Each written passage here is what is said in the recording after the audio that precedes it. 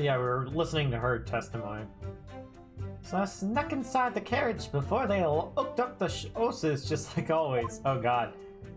I don't even know how to do that voice.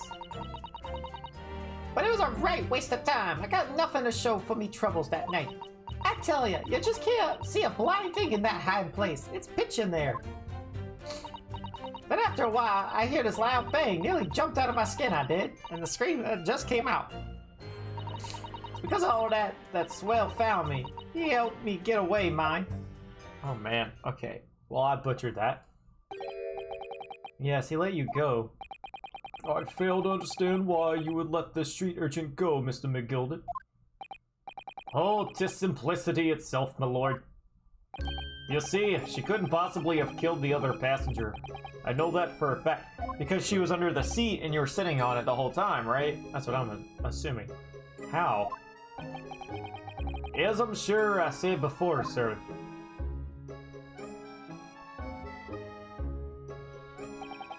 I was sitting right on top of the place where she was hiding herself. I think a demonstration is called for.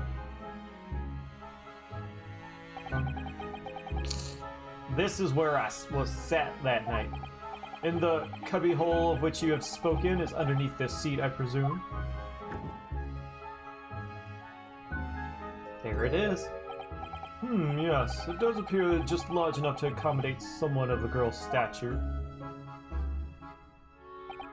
Aye, but of course, the wee lass was stuck in there, because I parked myself on the seat for the duration.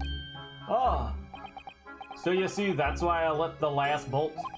I knew that if the police found her there, they'd automatically assume she'd done it. But I couldn't live with myself if a young life was ruined, and all the time I knew she was innocent. Even though you must have realized your actions would result in your own innocence being called into question. Not at all, my lord. Not at all. Are they gonna change their opinion of him, maybe?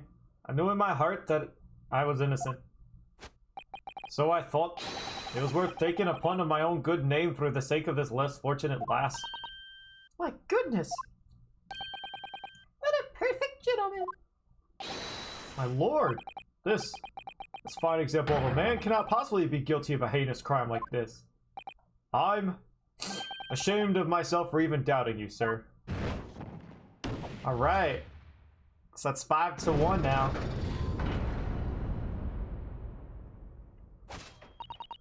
With calm, calculated reasoning, one arrives clearly at the truth every time. Oh, her too. I didn't think she would change her mind yet. Aha! We won! Saints alive. All 6 members of the jury, consensual in their learning of a verdict of not guilty? Of leaning, okay. Mr. Naruhodo, this, well, it must mean... It must mean what? That we're victorious! We what? Are you sure? Get the celebratory balloons and cake out here. Woohoo! I'm just waiting for it to be like, well, now it's the prosecutor's turn to try to convince the jurors. Objection! What the heck? I don't care to see your new blue suede boots, black suede boots there, my dude. If the sight of my iron-heeled Wellington offends prey, do forgive the discourtesy. You mad that you lost? You mad that you lost? This really is a consummate example of the one monumental flaw in British judicial practices. Where evidence and reasoning should be paramount, emotion rules the day. Emotion? The witness's latest statement gives us clear insight into its true nature. What do you mean, his true nature? Do you really think Scotland Yard would have made such a glaring omission? After the incident, the omnibus was comprehensively searched by officers of the police. Obviously, the interior of this cubbyhole, as the witness put it, was included in their investigation. And the compartment under the posterior seat was full of the coachman's belongings. It's noted in black and white here in the police report. Good lord. The evidence has been tampered with. In order to corroborate Mr. Gilded's story, someone has unlawfully removed everything from under the seat. Do we know that for certain, though? Order, order! How could such a devious contrivance possibly have been effected, Council? Naturally, we must acknowledge the deficiencies of the constabulary in allowing this to have happened. However, I assure you, when the omnibus was wheeled into the courtroom this morning, the compartment under the seat was not empty. Well, my Nipponese friend? Me? The carriage was submitted as evidence. Doubtless you examined it in fine detail, as would any self-respecting practitioner of the law. Pray, what did you find the condition of the underseat compartment to be? Oh, to be sure, the young gentleman will be able to clear this up in a jiffy. Sorry? Go ahead. You tell the court now, fella. How this is all an elaborate excuse by the desperate Lord Von Zeeks. Well, Counsel, do you have something to say on this matter? How am I supposed to answer? What can I say about the state of that little compartment under the seat in the omnibus? I don't know what to say. I mean, we know it wasn't empty. I'm just gonna agree with him. But now we'll look stupid. I really don't know if giving this answer is helping my cause as counsel for the defense. But as far as I remember, at least. When I first examined the compartment, I'm fairly certain there were a number of articles inside it, yes. Are you sure, Consul? Be whist. What are you saying now, you daft daw? I thought you were on my side here.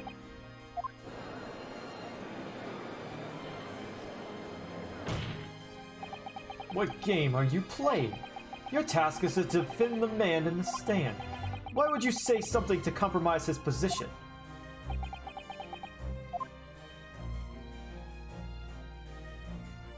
Take a deep breath, it's all good.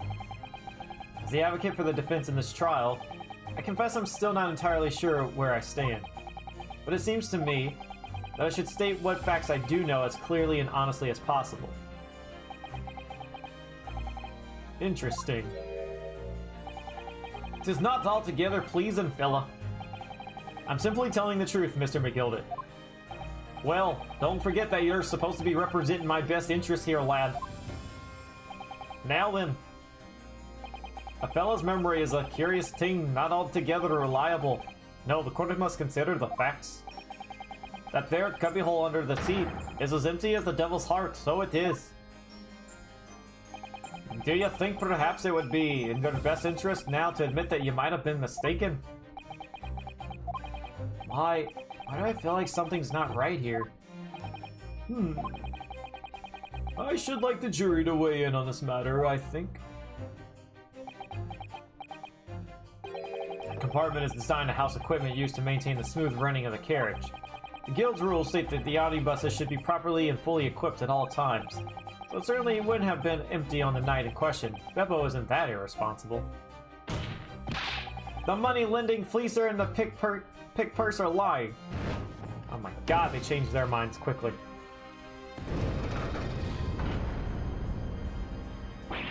Ah! I can't believe I was nearly taken in. The stinking rich are always stinkers, nothing but cowards, the lot of them. What? Oh no. It's a trick, of course it's a trick. Great. This is cute. We're all gonna lose our jurors. Quite so. I must concur here.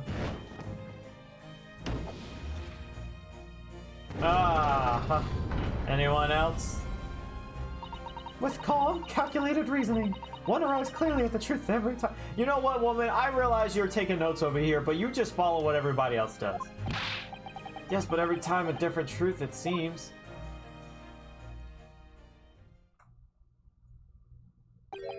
My lord, I humbly exhibit the scales of justice. Clearly a verdict of not guilty at this time would be wholly inappropriate. Thank you, counsel. But before we proceed any further, there is the matter of the outstanding cross-examination. Oh yeah, I kind of forgot that existed. Counsel for the defense, begin your questioning of the witness, please. Yes, my lord. What just happened? The whole balance of the trial just shifted, almost beyond recognition. The Reaper of the Bailey is at work, it would seem. Alright. Bring it on. You stuck inside the carriage before it. Okay, why did you do that, though? So, you were already in the omnibus before it even set off on its run? Well, yeah. I mean, what's the point of spreading Joey to making a fish bob, eh? That's a real idea, isn't it? I suppose she means there's no point spending money to make money. Actually makes sense. Counsel, may I remind you that this girl is a petty thief? Kindly refrain from entertaining her tenants. Well, that does clear up the little mystery of affairs all in all. 4 paying passengers at 5 pence apiece, making the 20 to which the cabman testified. And 1 little scapegrace riding for free. But that conk of a driver always goes for some grub before its last run, see? That's when I slip into the carriage and get myself hid under the seat. Nice and easy, right? Like your hiding place is a storage compartment, full of equipment for the coach, no? So maybe she wasn't hiding under the compartment. Yeah, there's brushes and buckets and whatnot in there, sure. I always choke all that out and cram it in a corner somewhere. No one even seems to bother much. Yet, according to the report filed by the police officer who first arrived at the scene, the compartment was full of paraphernalia. Well, I don't know nothing about that. Like I said, I moved all that stuff out so I could hide under the seat. That's all I can tell you. Seems to reach the end of that line of inquiry. Continue.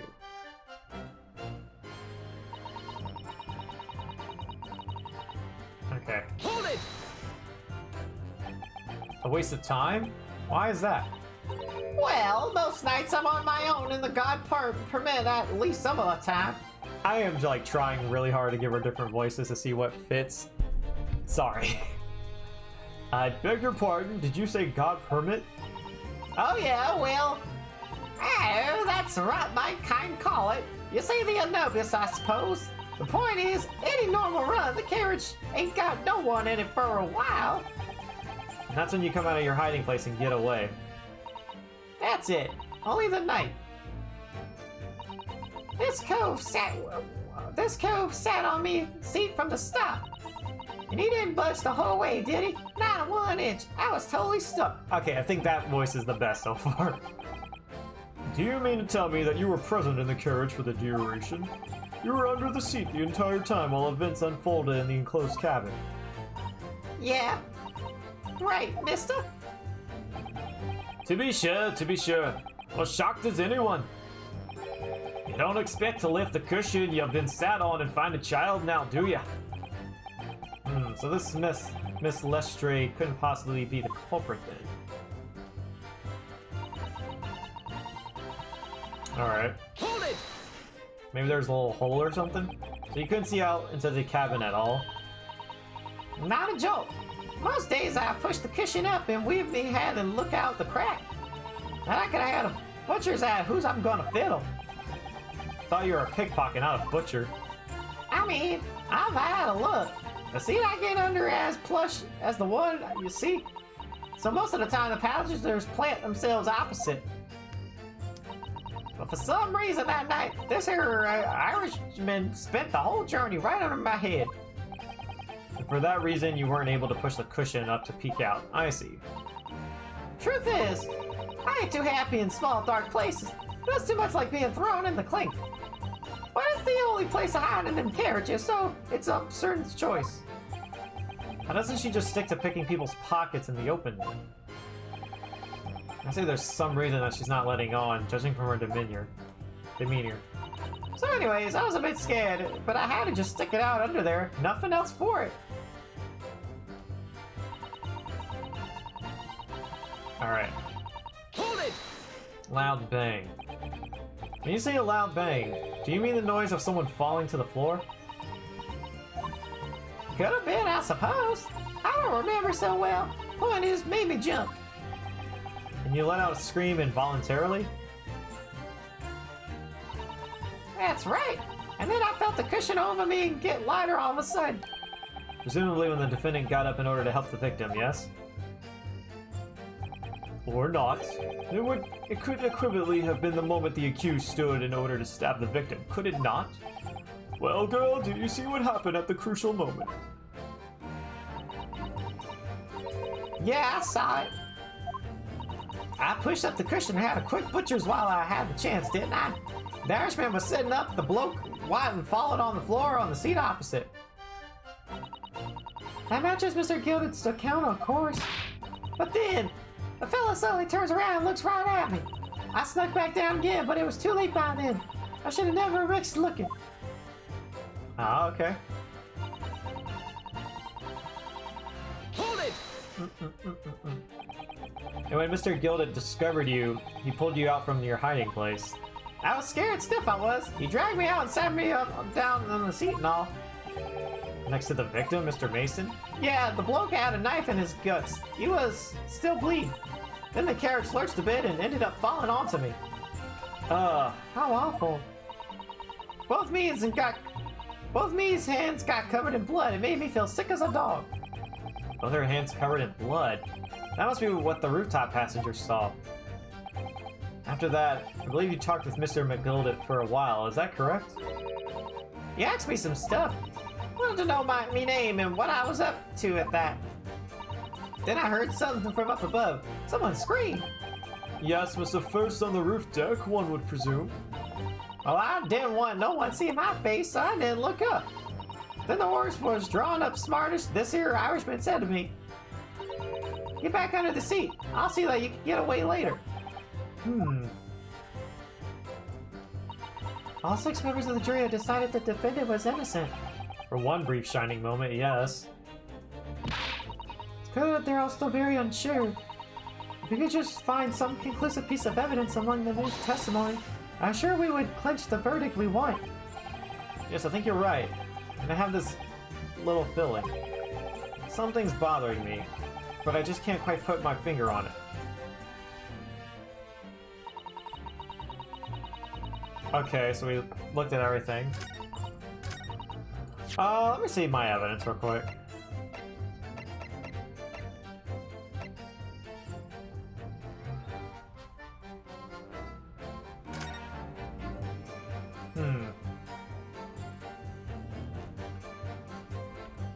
He is missing a button. I forgot that I pointed that out.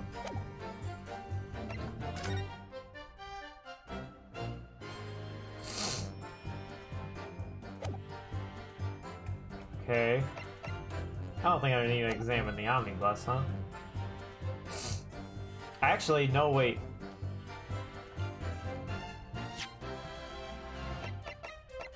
I do want to see the omnibus.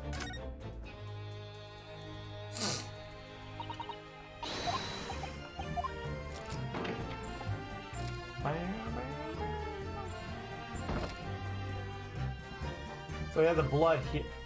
Wait, this wasn't here a second ago, was it? I don't remember it this morning. It's blood, isn't it? Is something wrong? Yeah. I can't even skip through this. It's just, well, this blood stain is so obvious, that's all. And yet Von Zeeks has made no mention of it. I suppose that does seem a little strange. Why do I have such a bad feeling about this?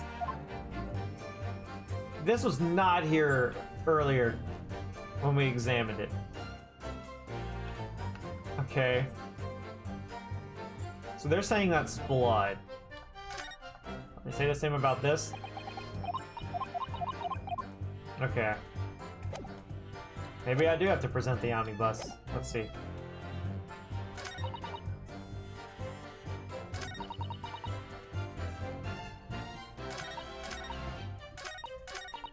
So I snuck inside the carriage before they looked up the horses, just like always. There's already a waste of time. I got nothing to show for me troubles that night.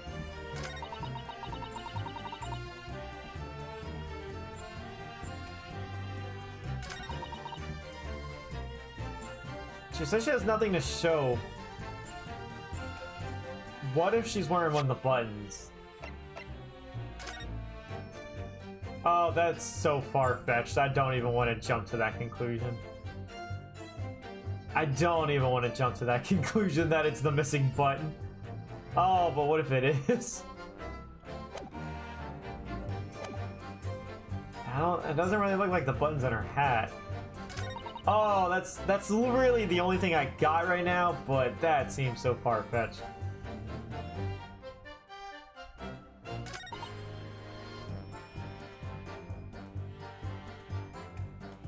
Screaming just came out.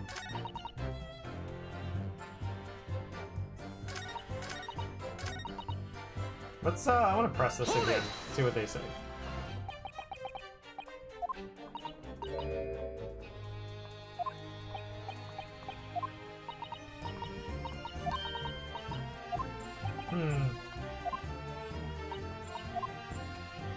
Okay.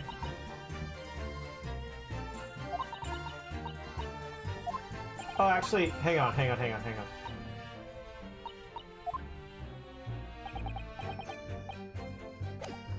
Okay.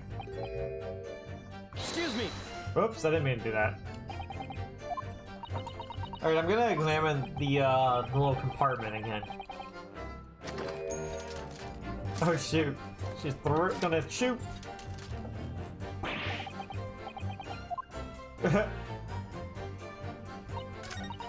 Alright, hang on, let's take a look at this real quick. Bum, bum, bum, bum, bum, bum.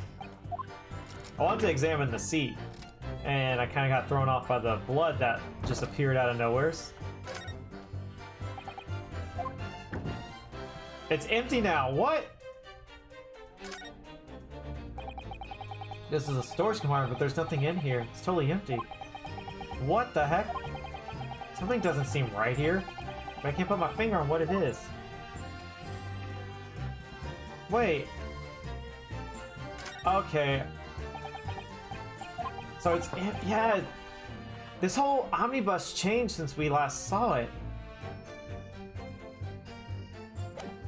Oh, this guy tricked us.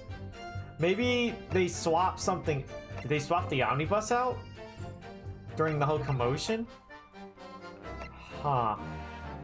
Okay. Something seems up.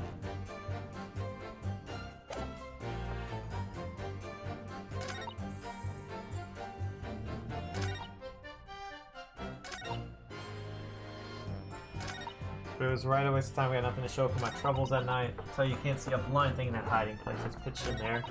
After a while, I heard the sobbing. They jumped on a scan. Screen just came out. Well, still, we can't present anything is the problem. I have no... ah, crap. Sorry. I have no idea.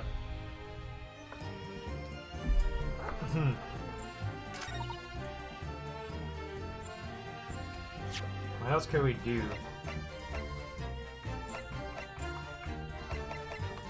I really don't want to present this, because I think that I'm just jumping the gun on that.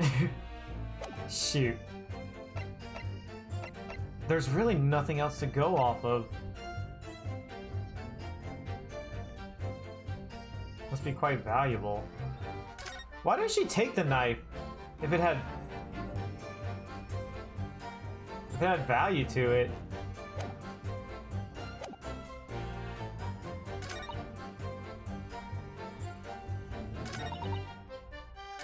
Actually, you know what?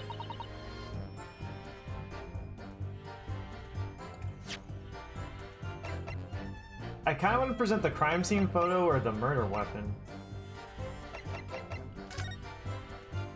I don't know. I'm gonna miss something here, but we'll do it. Objection! Yep. We're missing.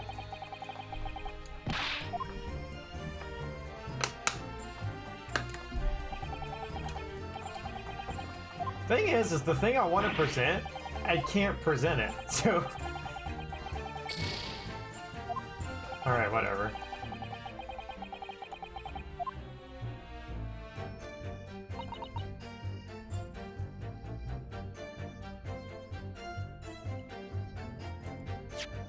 Alright.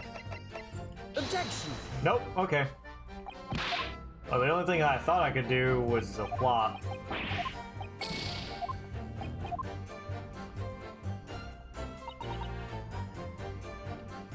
Okay, nothing to show for trouble. It's just like seconds before they looked at the horses, just like always. Can't see a thing in there.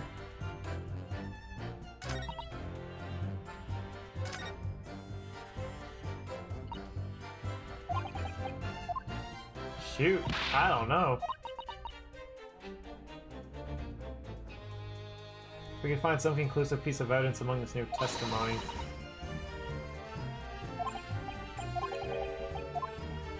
I did press everything, right?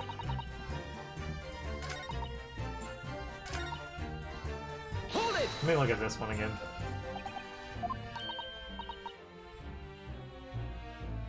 Hey, where should get the coin from? Could I pursue her with the money in her hand?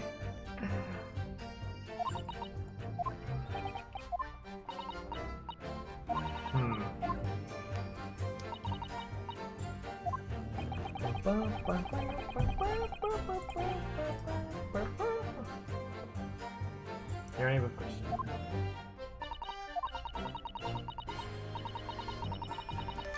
Well, no. Okay, what? Excuse me. That did not appear last time. I would have caught that. Excuse me. That's stupid. Did they want me to press everything and then go back and press that statement again?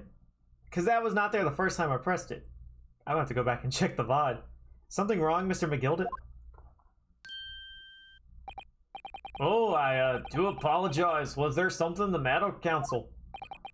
I'm just wondering if Miss Lestrade's last comment made something occur to you, perhaps. You seem to be thinking something to yourself. Oh, no. 'Twas nothing important.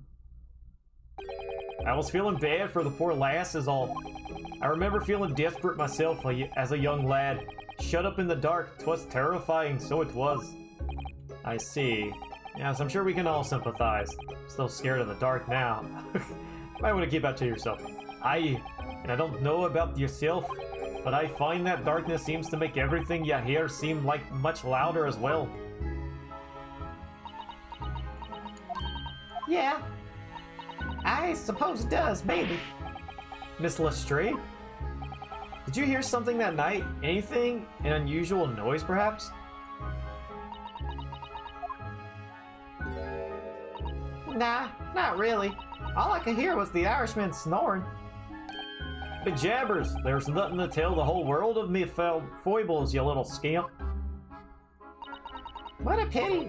If only Miss Lestrade had heard something, it might have given us a vital new clue. Yes. What should we make of that last statement of hers?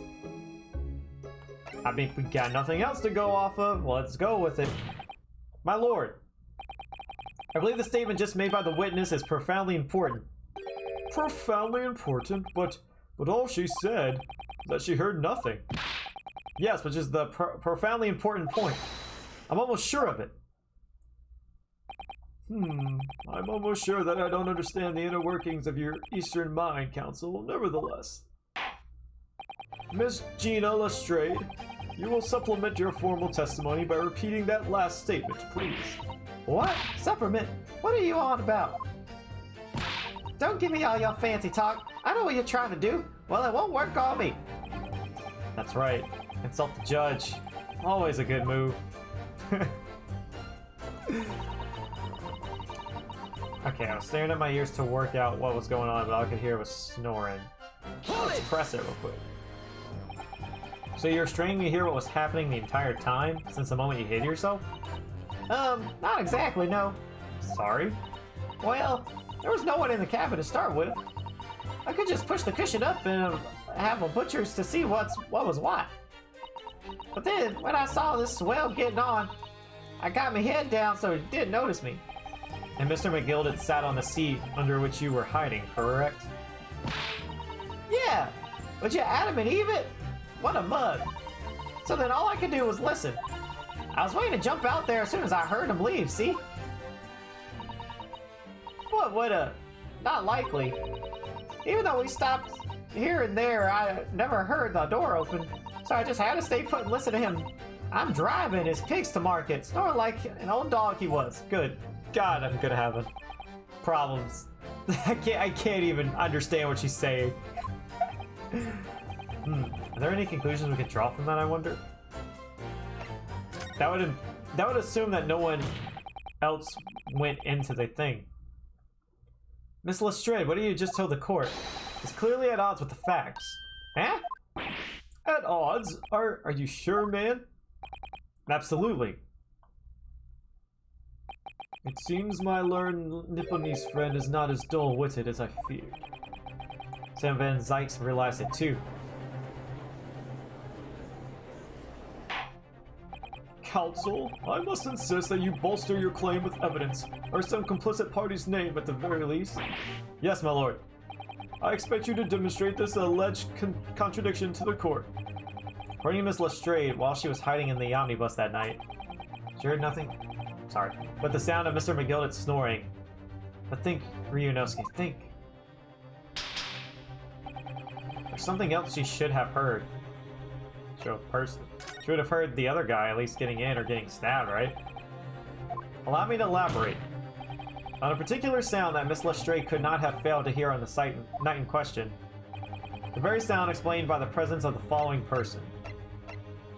Boom. Take that! Thrice-fired Mason. Yes, my lord. The sound that Miss Lestrade could not have failed to hear is that of the victim, Mr. Mason, boarding the omnibus. There we go. Order! Order! Explain your reasoning, counsel. Miss Lestrade, allow me to confirm something. You claimed earlier that you were the first person on board the omnibus, is that correct? Yeah, of course I was. I got on while the driver was in the pub, didn't I? And the next person aboard the omnibus was Mr. McGildet? Fancy it was. Not the soul was in the cabin when I climbed aboard. At least, not in plain sight. So you were, to all intents and purposes, alone in the enclosed cabin of the omnibus at that time. Did I not just say as much? I wasn't traveling with anyone else, if that's what you mean. Yeah, I saw him get on, remember? Through the crack under the seat cushion. He was on his own for sure. And from what we've heard, the carriage made a number of stops after that on its onward journey. During which time, did you not hear the door opening or closing at all? Nah, I never heard it. That's exactly what I was listening for, weren't it? Waiting for this swell to leave? In which case, when and how did the victim end up in the carriage? Ah! We know that the victim collapsed inside the enclosed cabin of the omnibus. Therefore, Miss Lestrade's statement about what she did or did not hear is at odds with the facts. Ah! This is a crazy case. Yes, this petty thief's statement was clearly flawed. Lord Von Zykes? He knew all too well that there was an inconsistency in Miss Lestrade's statements. It would seem words of thanks are in order for my learned friend. What are you talking about? You have demonstrated matters impeccably. This witness and her colorful statements are entirely unreliable. Her words are convenient untruths, nothing more. I don't know. Could mean something. He's dead right. How could the victim possibly not have boarded the omnibus? It makes no sense whatsoever. And this girl's a pickpocket? Let's not forget that. Oh, Granny, don't do it. Granny, no! Why?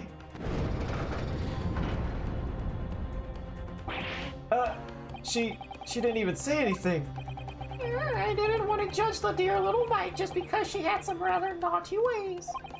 But I must say, I cannot abide liars. Neither can I. Mr. Foreman?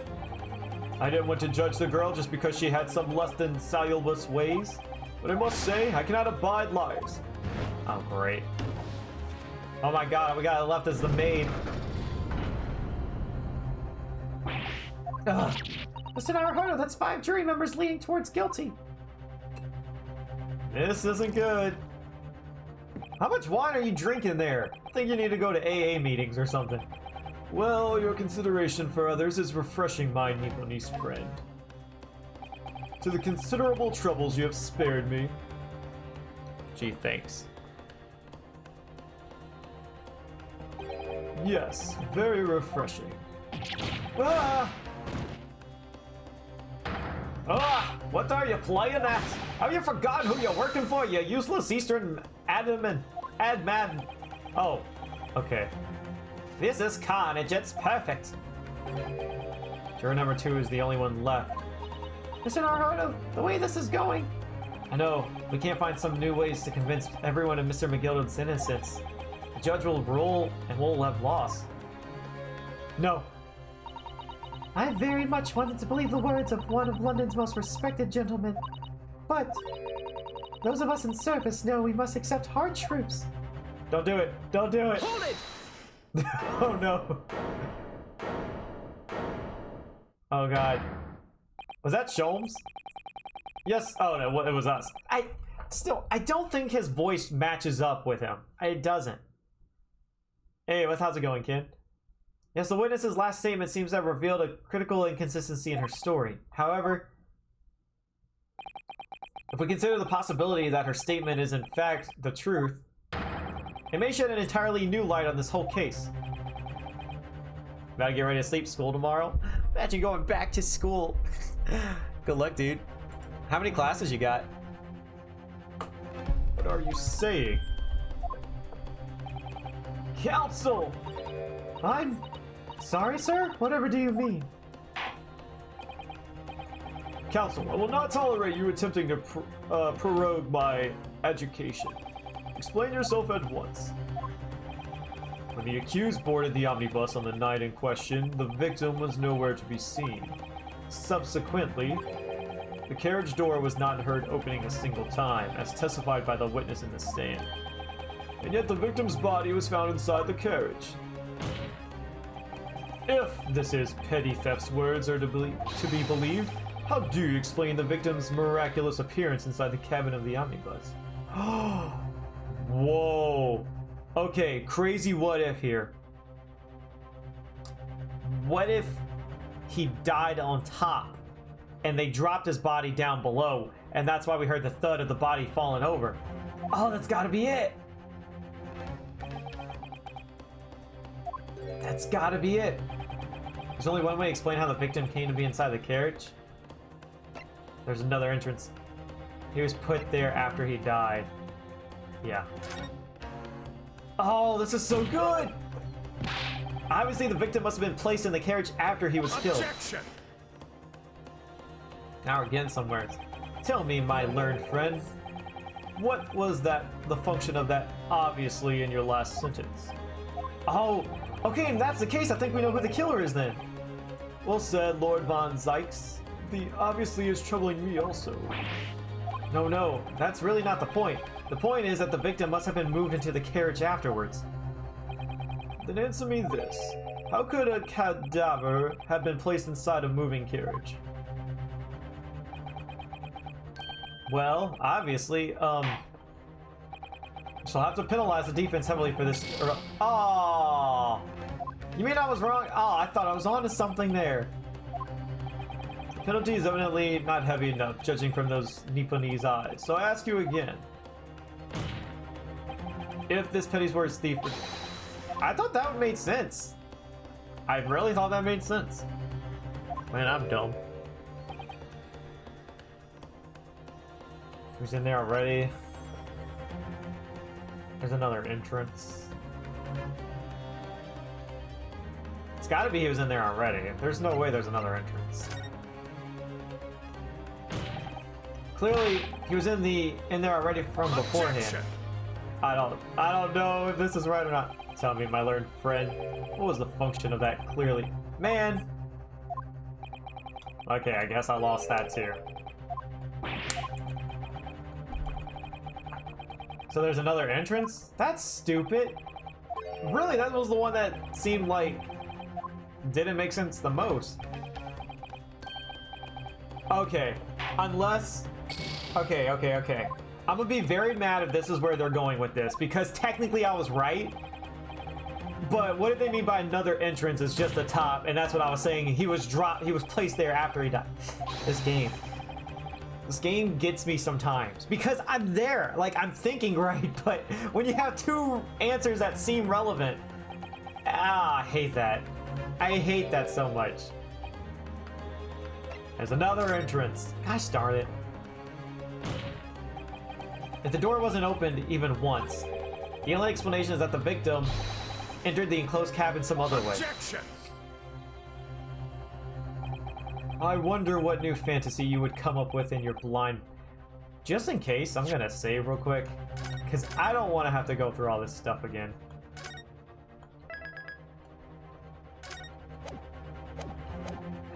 These games, every time. There's that JoJo pose. But behold, the omnibus is here for all to see. Only one side of the enclosed cabin is furnished with a door, the other only has windows. Fixed windows which cannot possibly open. In short, there's no entrance into the cabin other than the door. Objection! But there could be. There's one possibility you haven't considered. Oh, really? Yes. One other way inside that isn't the door. Another opening, the use of which allowed the victim to appear inside the enclosed cabin. All right, counsel. The defense will identify the location for the court. Here's the omnibus on which the incident occurred. What if this is entrance which you propose the victim enter? See, this is what I was getting. If it's this, I'm gonna be mad. I'm gonna be mad that I lost two things for nothing, because that's what I was thinking of. Gosh darn it. It could only have been the skylight. I say the skylight. Guys, I swear, this game makes me mad sometimes. Your ludicrous proposal almost has me lost for words. However, skylight may well be large enough for someone to pass through. Objection! Man, these guys are going at it like Phoenix and Miles. So you claim. Do you not, but do you have a shred of evidence to support your addle-brain theory? Both Mr. McGilded and Miss Lestrade said the same in their testimonies. They each claimed to have heard a loud thud, such as the noise made by someone falling to the floor. Yes, which has already been explained. It's the sound of the victim falling from his seat, having been assaulted with a dagger. Yes, it has, but when a man slipping from the seat onto the floor really made such a loud noise, as the witnesses described, a noise loud enough to cause Miss Lestrade to let out an involuntary cry, in fact? Good gracious! Perhaps, in fact, that was the moment that the victim made his entrance into the cabin. No, let me rephrase that. The victim didn't enter the cabin as such. He fell into it. Objection! And that's why, like, I'm sorry, I don't mean to just, like, go on and on about how stupid those three choices were and how I missed it, because that's literally what happened when I say it. He was placed there after he died. He got stabbed from the top and dropped, like, oh, this game. Sorry, I'm sorry. I don't mean to get tilted over something stupid, but that's such an oversight. Ah! You're now suggesting that the victim fell from the skylight into the cabin? That's simply impossible. How can you be so sure? Because if the victim had fallen inside through the skylight, as you say, the passengers on the roof deck would have seen it happen. And yet, not one person made mention of such events in their testimony. Well, yes, that's true, but...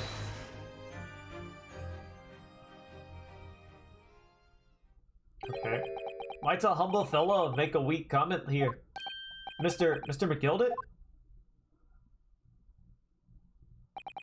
To be sure now, the two fellows who were sat on the roof that testified afore said nothing of the victim falling through the skylight. But seems to me, my lord, that it's not so much a case of them not saying, but... Aye. It's a case of them being unable to say. What?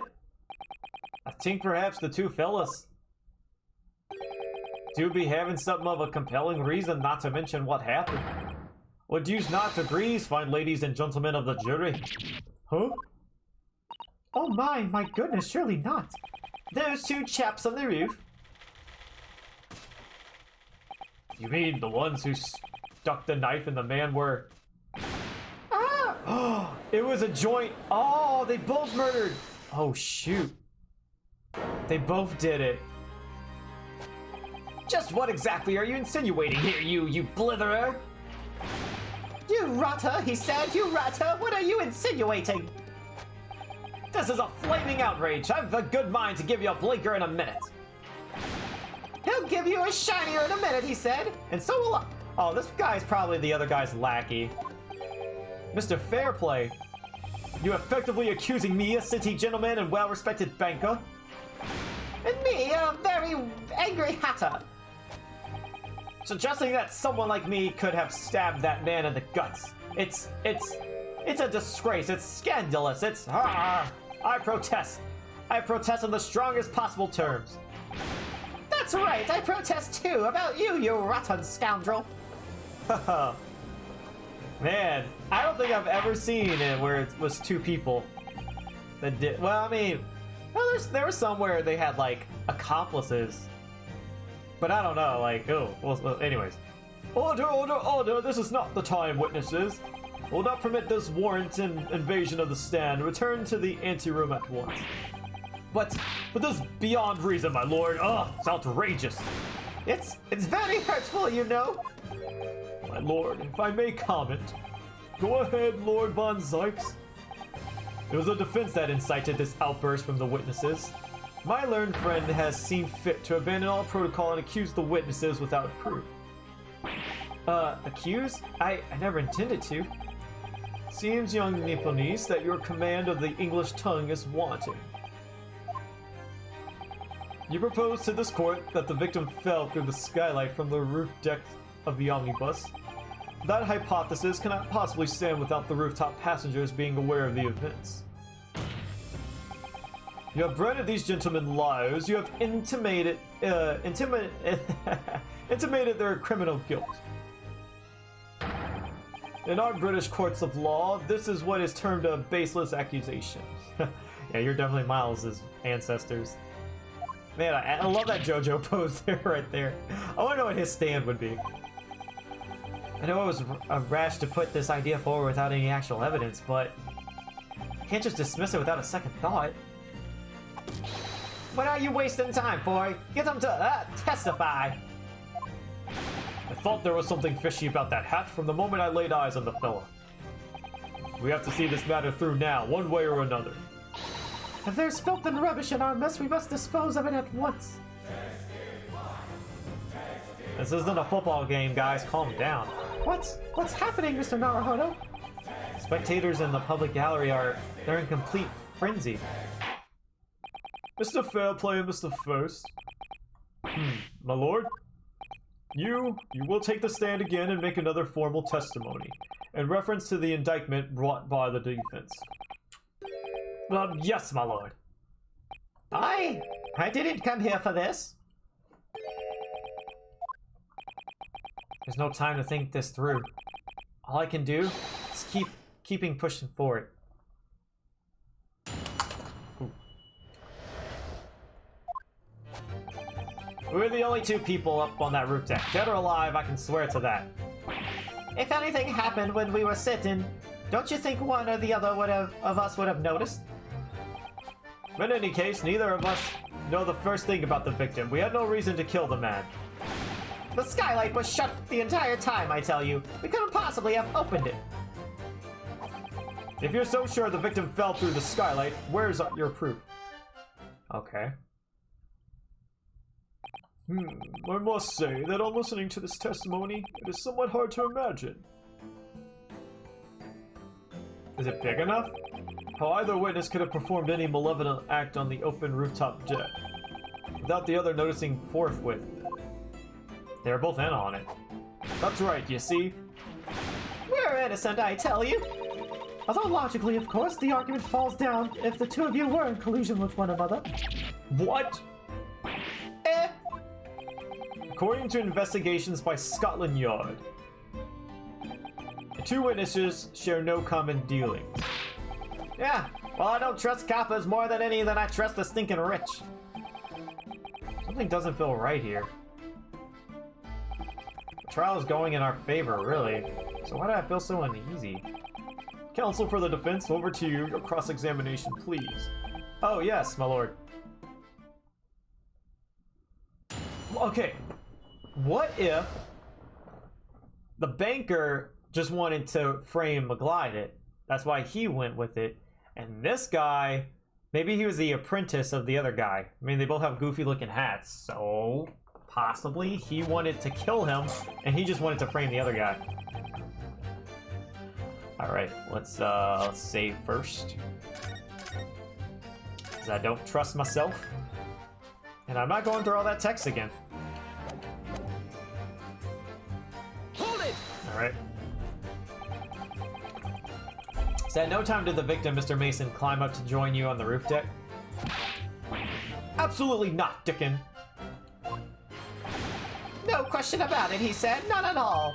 Oh, but yes, of course. I remember seeing them both. I saw the victim inside the enclosed cabin talking with this man here. Is this true, Mr. McGilded? Dear me, my lord, at the risk of repeating myself, I boarded the omnibus alone and nodded off inside almost immediately.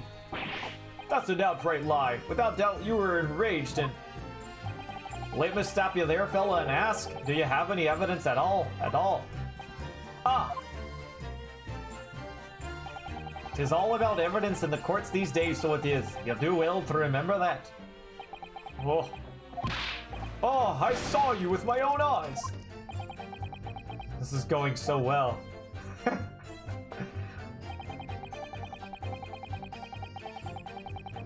Hold it! Okay. Unless one of them was sitting in the front row. Maybe. It was on the final run of the omnibus at past 10 o'clock in the evening. It would certainly have been quite dark, perhaps too dark to see clearly. Is this some kind of a lark? Is this some kind of a joke, he said? Is that what this is? Or perhaps one or the other of you fell asleep briefly?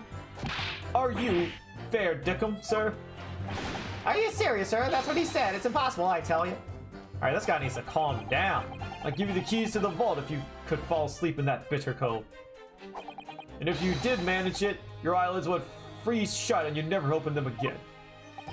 That's extreme.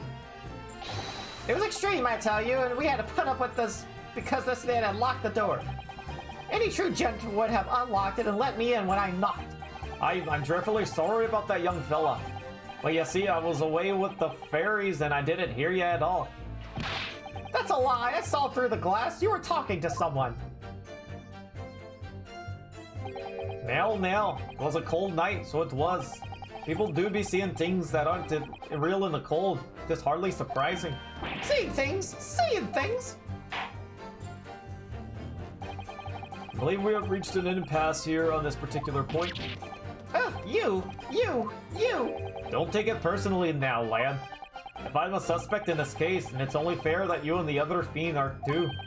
Open and free competition is what a capitalist society is all about. This isn't a competition should like to be involved in, really. In any case, neither of us know the first thing about the victim. We had no reason to kill the man. Hold it! Are we sure about that? So you had never met Mr. Thrice-Fired Mason before? Oh, Lume, no. Not once, never. He never met the man before, he said. Never. What about you? And you, Mr. First? Had no prior dealings with the victim either? That's right, sir. Hunters don't have much to do with brickmakers, to be perfectly honest, sir. Oh, I imagine not. Imagine not having a face cam on? Imagine being blind. You see, how many different ways can I put this? Neither of us have the remote... Got a thing. Don't even come up in here trying to gaslight me, Stocking. Not when I'm close to catching the culprit. How's it going? Excuse me. Here we go. Mr. McGilded? Yes, counsel, what can I be doing for you? Did the witness's last statements give you pause for thought somehow? Not the remotest connection? Is that right now? I wonder. What are you insinuating now? Ah, Mr. Fairplay. It has been too long, so it has. Eh? If I'm not very much mistaken, I believe 'tis fast approaching, is it not? Your repayment date. I beg your pardon. You borrowed 20 guineas from Miss Sir. At an inconsiderable rate of interest, you tricked me. It's extortion. Well now, is that a touch of begrudgery, is it? So, like, I actually didn't see you until... What? What? What? What? You really didn't see me? Am I invisible? Do you see me now?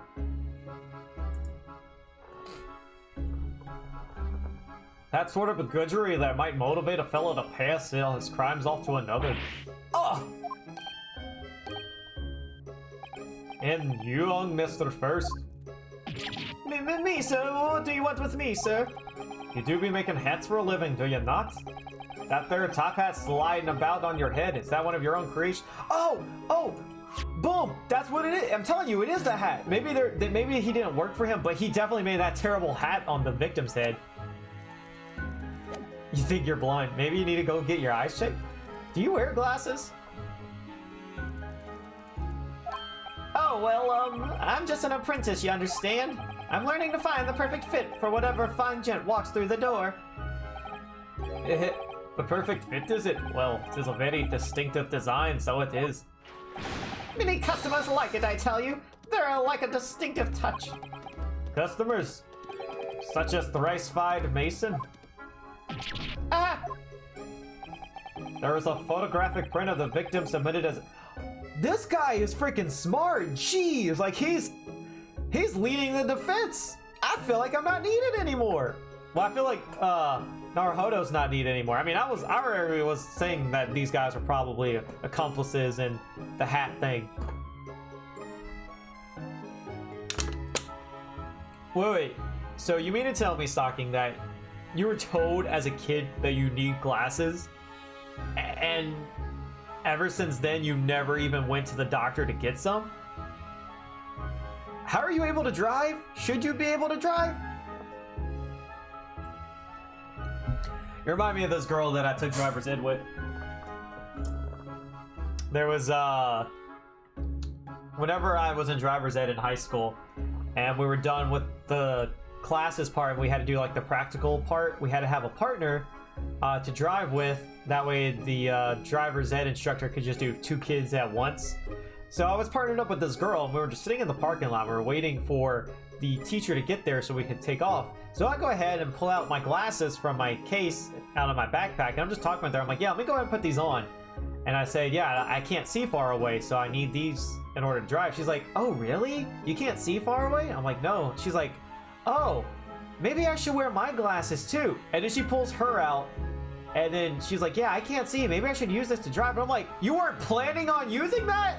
This girl was gonna drive, not able to see at all. I'm glad we had that conversation. That girl would have got me killed. Oops. Sorry about that. Like, jeez.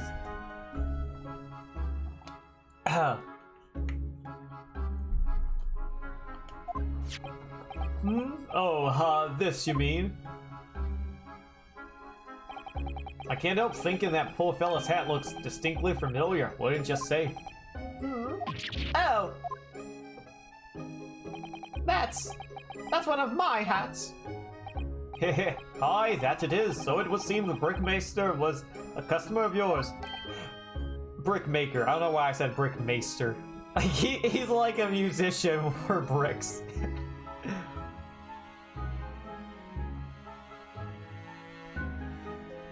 So you just listen to what your dad says instead of your doctor. I see. Can you not see far, or can you just not see up close? Which one do you have?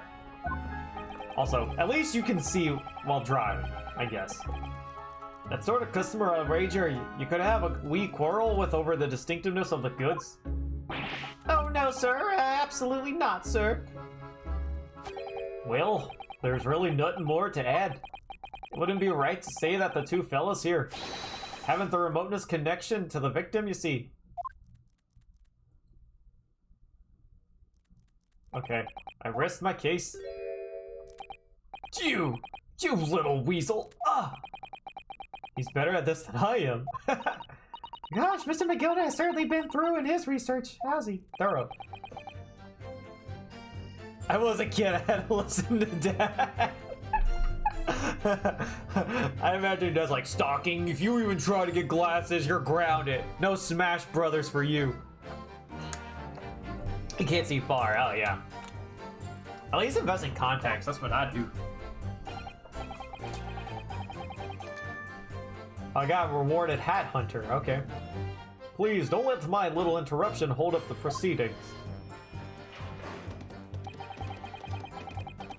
So wait, we still gotta cross-examine? Alright, well hang on. I'm saving. I'm not gonna lose to this. I'm not losing here. Okay. Hold it! This? Actually, I want to know if it's even able to open or not, the skylight. Are you quite certain about that? That the skylight was shut the entire time? I'm going to lose my block with you in a minute. He's going to lose his rag with you in a minute. That's what he said. Take a look for yourself. Go on. You see? It's shut fast now, just like it was on the night.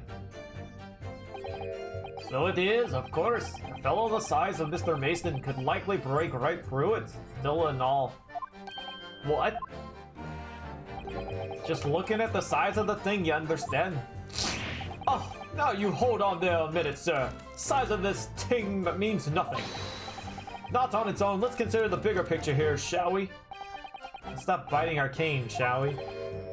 I was riding the omnibus on another occasion when, well, I broke wind loudly. I shocked myself with it as it happened. Is this guy really admitting he farted? Okay. She drew a picture of you? I think I've seen it. If it was the one you've been having the last few days. Like a purple background or something like that. I just remember the color purple. This is an unexpected confession, Mr. First. Oh, I just mean to say, well, the point is, I tried to open the skylight, you see? But just my luck, I couldn't make it budge. The stench was terrible. Everyone was looking daggers at me, sir. I went as red as Rogue, I did. Are you expecting me to sentence you? Oh no, sir. The point is, the skylight can't be opened. I tried and tried, and when I was inside the when I was inside that cabin of shame. Wait, yeah. What does he mean? Okay. Excuse me. Do you have something to say about that, Miss Lestrade? Miss Lestrade! It opens. Hmm? The skylight. That is what we're talking about, right? No, please, don't fire at me. All them skylights open dead easy. More easily than you can load that weapon. That's a lie, I tell you. Otherwise, when I broke wind, You can't do it from the inside, you mug. Oh? Look, a few weeks ago, I was up on the roof deck on one of them drags. And I had a great haul. I mean, I had purses coming out of my ears. Miss Lestrade, this is not the foreman to be log-guizing on the subject of your criminal activities. Well, anyway, I had a bit of a scare. When I looked at the last bloke's purse, got him wise to me. All four of them surrounded me, so I couldn't opt the bus and leg it. So what I did was I used the skylight, opened the catch, and jumped right through. What? Yeah, the catch for them skylights is on the top side. That's why you can't open them from the cabin. The skylight opens from the roof deck? Bailiff, climb up onto the roof of the omnibus at once and verify this witness's claims.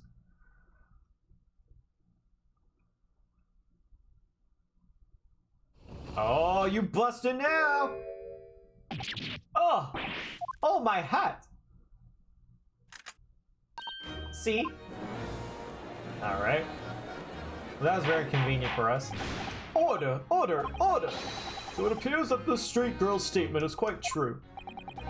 I don't believe it. The skylight opens. And from the roof deck? Mr. Naruhodo! This could be the clue we've been looking for. Well, counsel for the defense, please continue with your cross-examination. Yes, my lord. So the skylight opens. Perhaps I should investigate for myself. Okay. The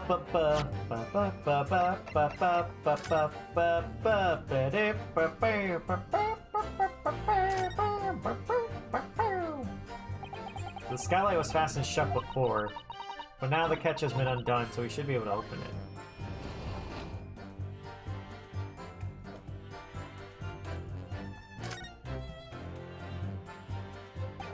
You can certainly see inside the carriage through this opening, that's for sure. Yes, and there's a lamp in the enclosed cabin. So I'm sure the witnesses would have been able to see quite clearly. It's not good for us. Can we go inside and see it from the top? Or from inside, from underneath?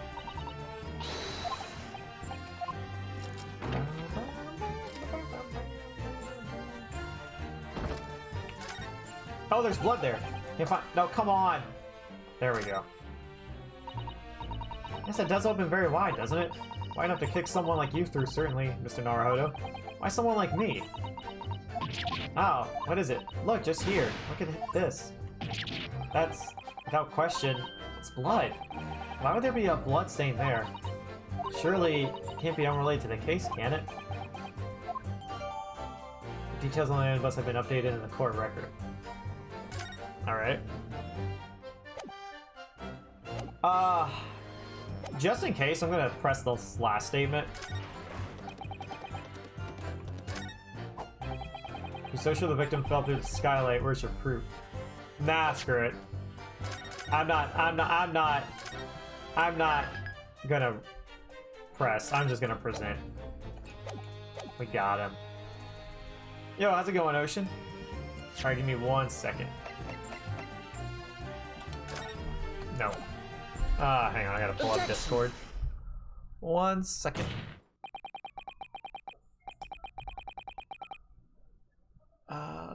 Actually, let me pull it up from my phone.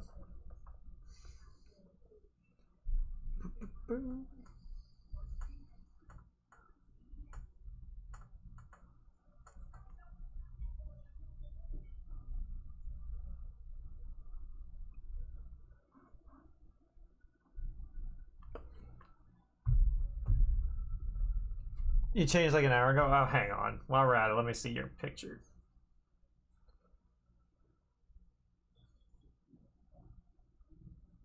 That's the new one? That profile picture? That's the one you're talking about? Because you meant the one before.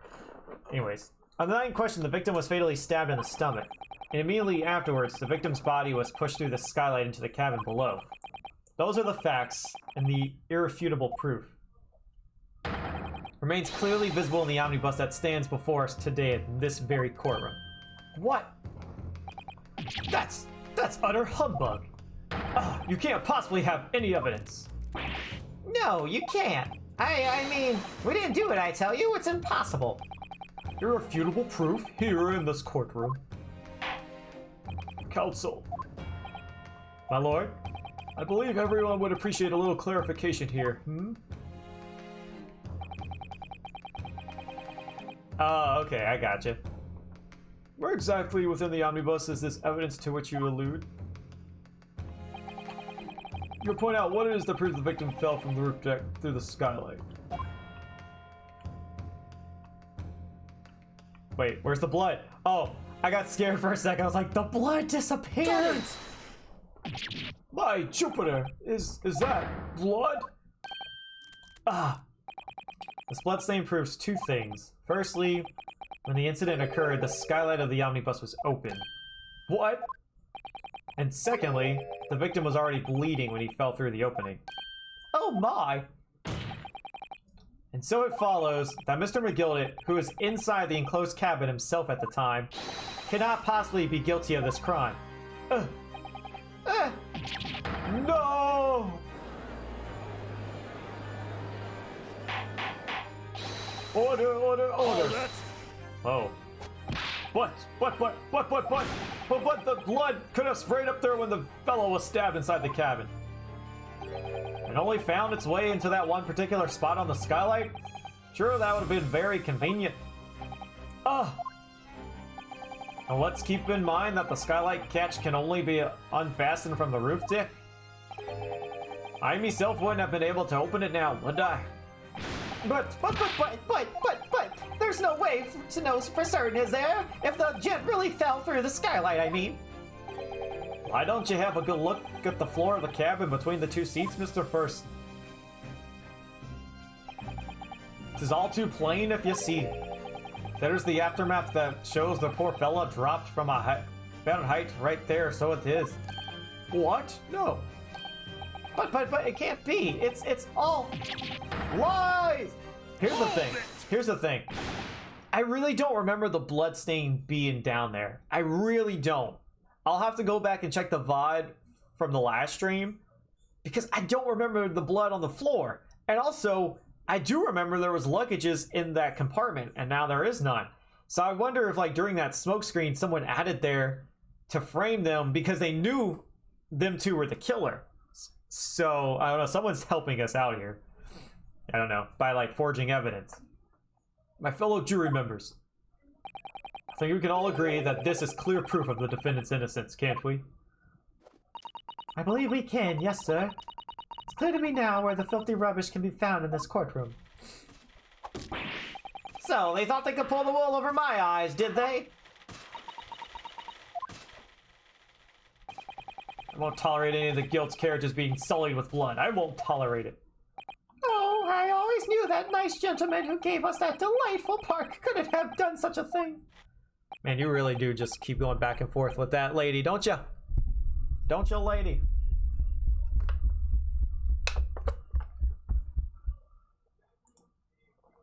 Ugh.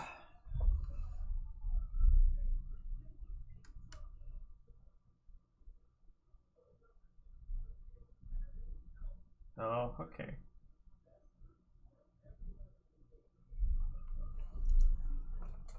On three, then, everyone. 1, 2, 3!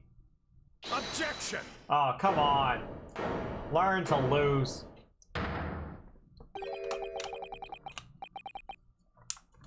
Chilling performance, Mr. McGilden. Oh, and what will that you be referring to there now, Lord Von Zykes? A bloodstain on the frame of the skylight. Such evidence is null and void. What? Why? For one extremely simple reason. That smear of blood never existed. Objection! What are you talking about?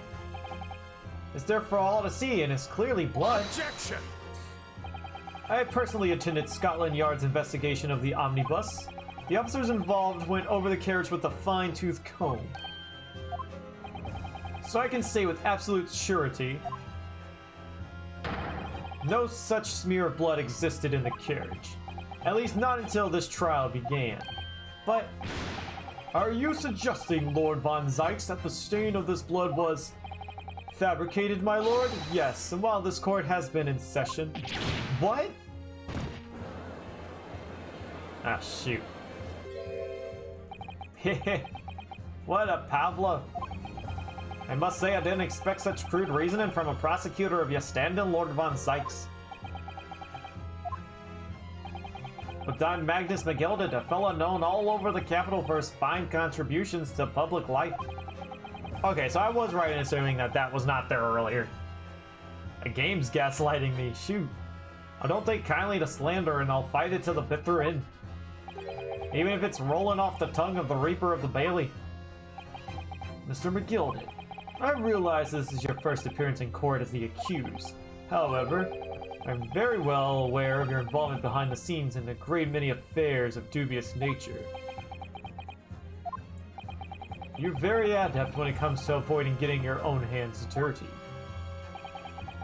And each time it happens, not a case you're involved in is investigated, you adapt the facts. Adapt the facts? What does that even mean? When you wield a fortune of the size of Mr. McGilded's, however ill-gotten it may be, nothing is impossible. Tampering with evidence, manipulating the scene of a crime, bribing witnesses. I toast your ability to concoct the most convenient of stories, sir. Tut tut, Lord Von Zeitz, this will not do, to be sure. Pull it now, Council. Oh, no. I think it's fair to say this does all sound like a rather far-fetched excuse by a desperate man. The blood on the skylight didn't exist, you say. But if yous will all cash your minds back, it is not true that the omnibus there has been in the courtroom the entire time. How could anyone possibly have put a smear of blood in it without the world and his wife seeing? Isn't that right now, Council? I mean, during the smokescreen thing, it's true. The omnibus has been in full view the entire time that court has been in session. My learned friend. Here's to hearing your opinion on this matter, in your own words. As you wish. Could someone have tampered with the omnibus during this trial? If you're asking me, I think... could have been possible.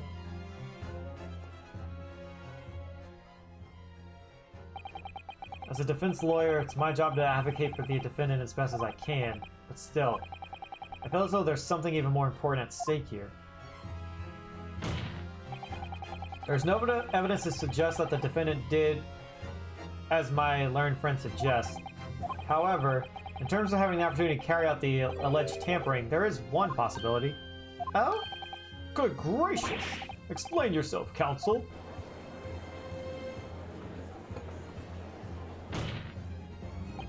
Yes, there is. It seems my learned Nepalese friend has no intention of running from this deceit. Deceit? Sure, everyone still remembers clearly. The recess that we were forced to take as a result of the smoke grenade fired by the witness currently in the stand, Miss Gina Lestrade. Ah, there it is.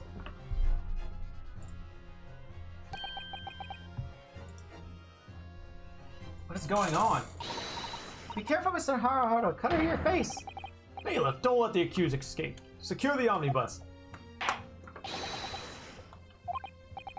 I hereby call emergency recess. Bailiff, ensure the defendant is in custody and clear the courtroom.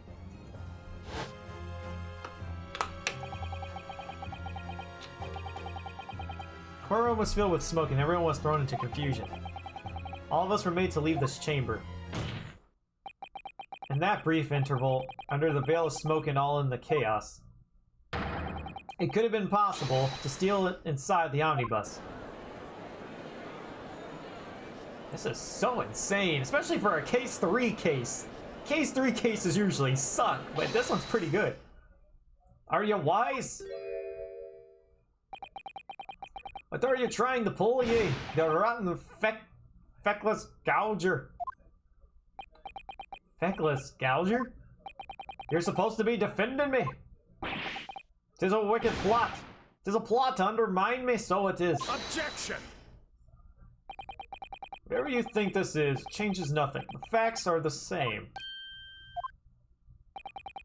After this courtroom was evacuated earlier as a result of the smoke grenade, a number of inconsistencies materialized in relation to the omnibus.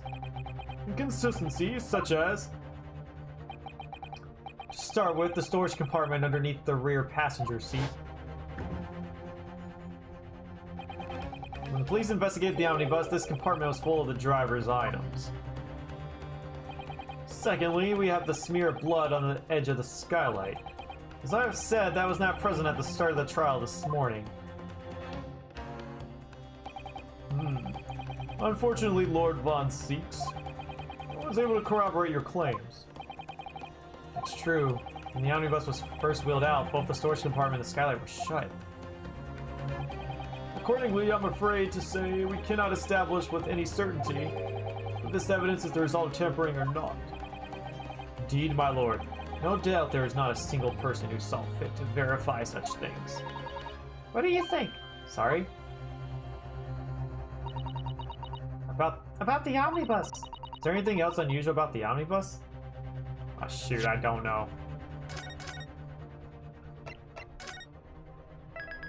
Not that I noticed.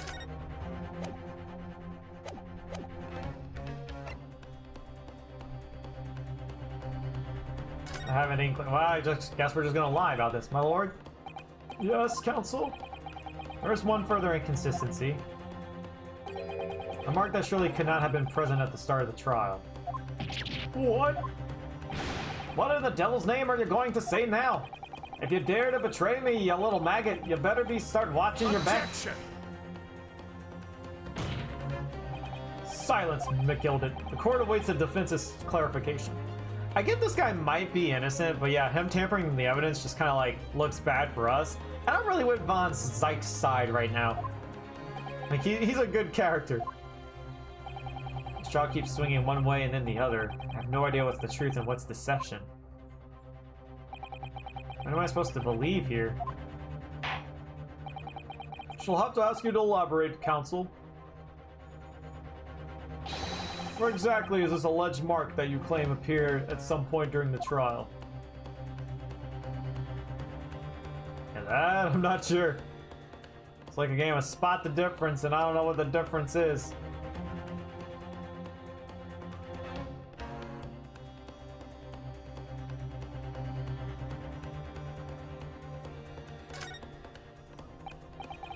Supposed for the grand exhibition due to start 6 months from now.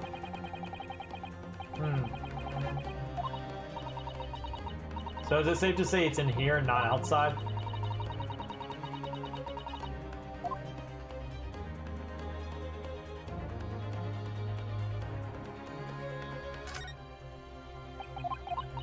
Okay.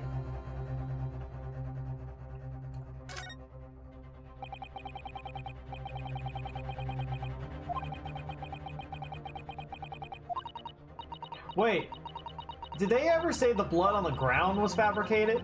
I know they said the blood on the windowsill in the compartment, but they never said the... I don't think they ever said this. It's this blood smear. Got it! Go on with it. Go on with it. If you consider that the victim fell through the skylight onto the floor of the cabin, you would certainly expect to find signs of blood where he landed. As far as I recall, this blood stain on the cabin floor was not there when the omnibus was first brought into the courtroom. Good lord!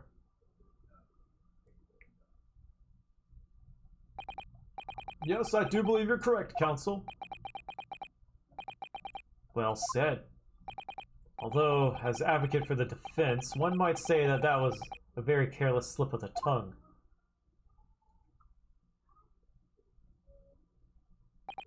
I believe that bloodstain on the floor is a decisive piece of evidence.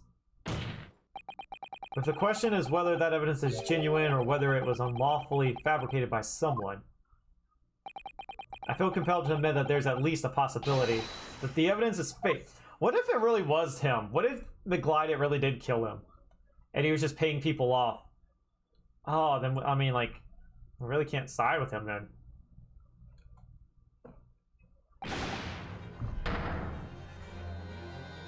Which would be a cool twist. This trial is over. Mr. McGilded? Done everything I possibly can to cooperate with the court, but it's all over now. But you're the defendant. It's over, I tell ya. Memory, recollection, what people think they saw. Tis all a nonsense. Facts are what counts, and the fact is, that blood stain is there, now. Ah, well... And over the course of this desperate trial, long and extremely drawn out as it has been, that good-for-nothing Reaper of the Bailey has failed to present any decisive evidence at all. I'm scandalized, so I am. I thought better of Lord Von Zyk's. Well, my lord. I must concur with the defendant. The unaffirmed recollections of an individual cannot stand as evidence. At this moment in time, the particular bloodstain in question is very much in existence. And in the absence of any credible method by which to prove its alleged previous non-existence, I regret to say that it would be improper for this trial to continue. Your lordship can't be serious. Lord Von Zyk's, what is your position? Prosecution, my lord, has no further witnesses or evidence to present. Very well. In that case, as I believe we have explored every possible avenue in this matter, I shall proceed to my education. As a formality, I am of course obliged to confirm with the defense first. What formality? As things stand at the moment, it would seem that Mr. Morgana will be found not guilty. Yes. Which would mean we've won. Is that really the right outcome here? Is it really alright for this trial to come to an end now with all these unexplained inconsistencies? Counsel for the defense, your closing statement, please. Yes, my lord. The defense believes the defendant is innocent. Defendant could be guilty.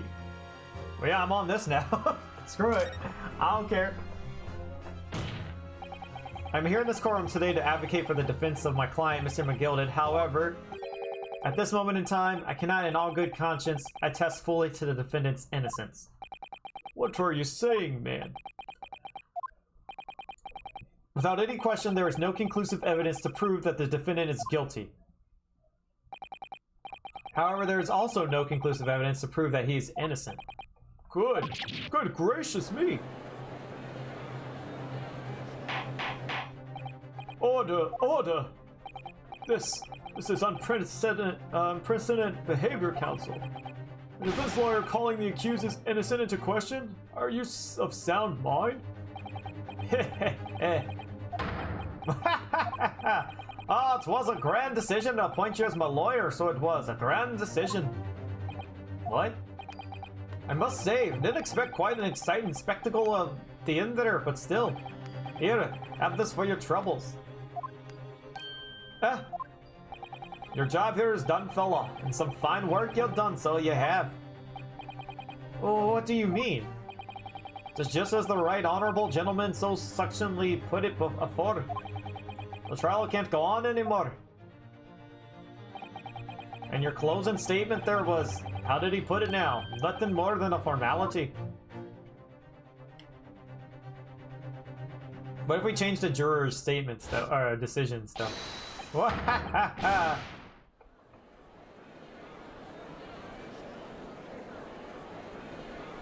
Oh man.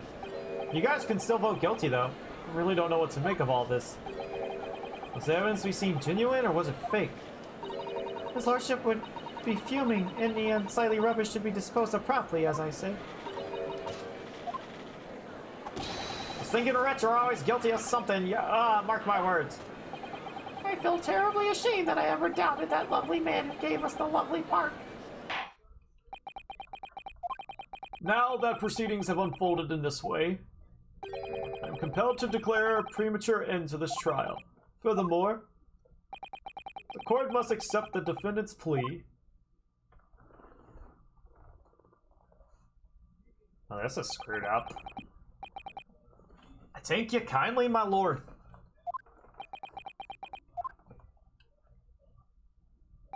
I hereby pronounce the verdict of this court. Objection! But we still haven't determined if the bloodstain on the omnibus is genuine or not. What if Sherlock or Hermlock comes up in here and like he's the first one to do like a blood test or something? You know, these witnesses are telling the truth or a pack of lies. We have no idea about the truth. Lord von Zykes?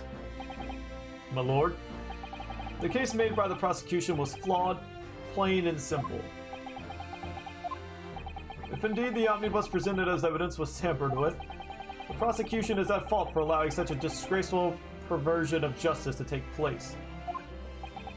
I mean, it's not his fault if it happened during the trial. My sincerest apologies, my lord. But wait.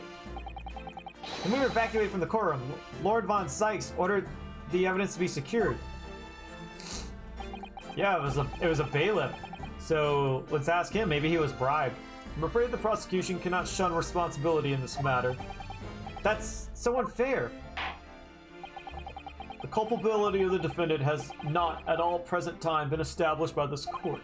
Consequently, the jury will not be required to proffer judgment. What? Man, that was a waste of time for them.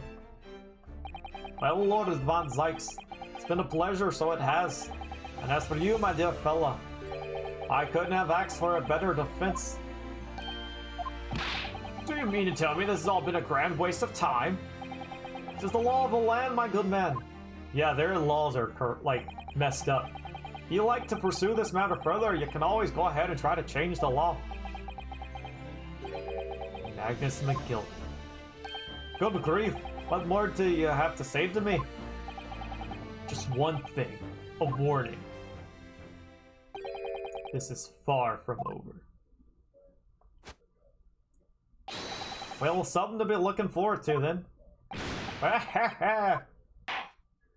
I hereby pronounce the defendant, Mr. Magnus McGilded. Oh, this is screwed up.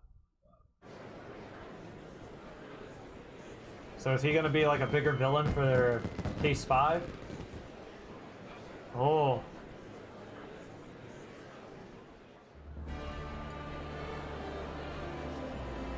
Man. Can't believe it. This is an outrage. They should have examined the evidence more. What are you talking about? The man's been cleared. He's innocent. Oh my gosh. This is crazy. Jeez. The courtroom in pandemonium for the second time that day. The judge delivered his verdict. And my first ever trial in Great Britain came to an abrupt end. With the defendant being found not guilty, ostensibly a victory for us. Wow. That is something else. Whoa.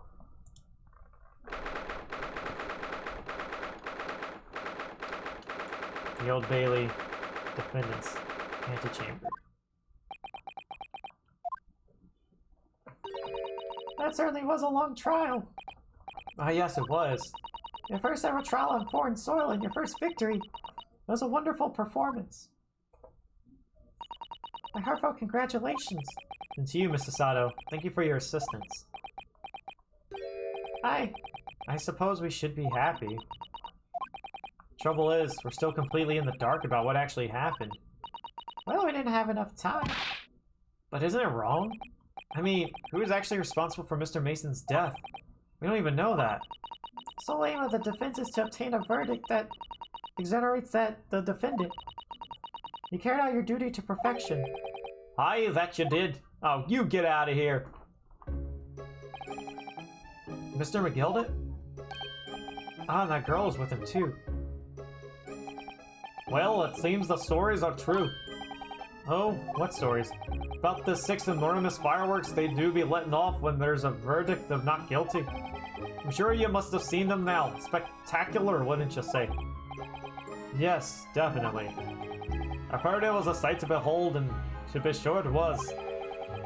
And have you to thank, I suppose, for having the opportunity to see it. Wahahaha! I don't know about that. I'm not sure I really did anything. What on earth are you saying, fella? How did I walk out of there a free man, then? I don't think it was so much thanks to me as down to your planning. You're a straight-talking fella, aren't you? I must say, you had me astray in there once or twice. But you're young and headstrong. Ah, 'tis water under the bridge. Congratulations, Mr. McGilded, on having your name cleared. Nothing's resolved. There's only one thing that matters to me. Oh? Aye. They've all seen that I didn't do that odious and abstinent deed. 'Tis grand, is it not? I suppose it is. Now the fine fellows of Scotland Yard can take matters in their hand and sort out any wee details. They'll see it for what it is. They'll get to the truth. I have absolute faith in them, so I have, after all. I do be providing a good number of their wages with all the taxes I pay. Oh, that is screwed up.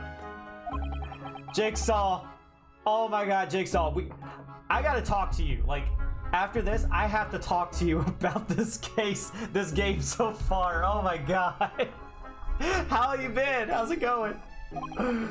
So then, as we agreed aforehand, 1,000 guineas for your troubles, fella.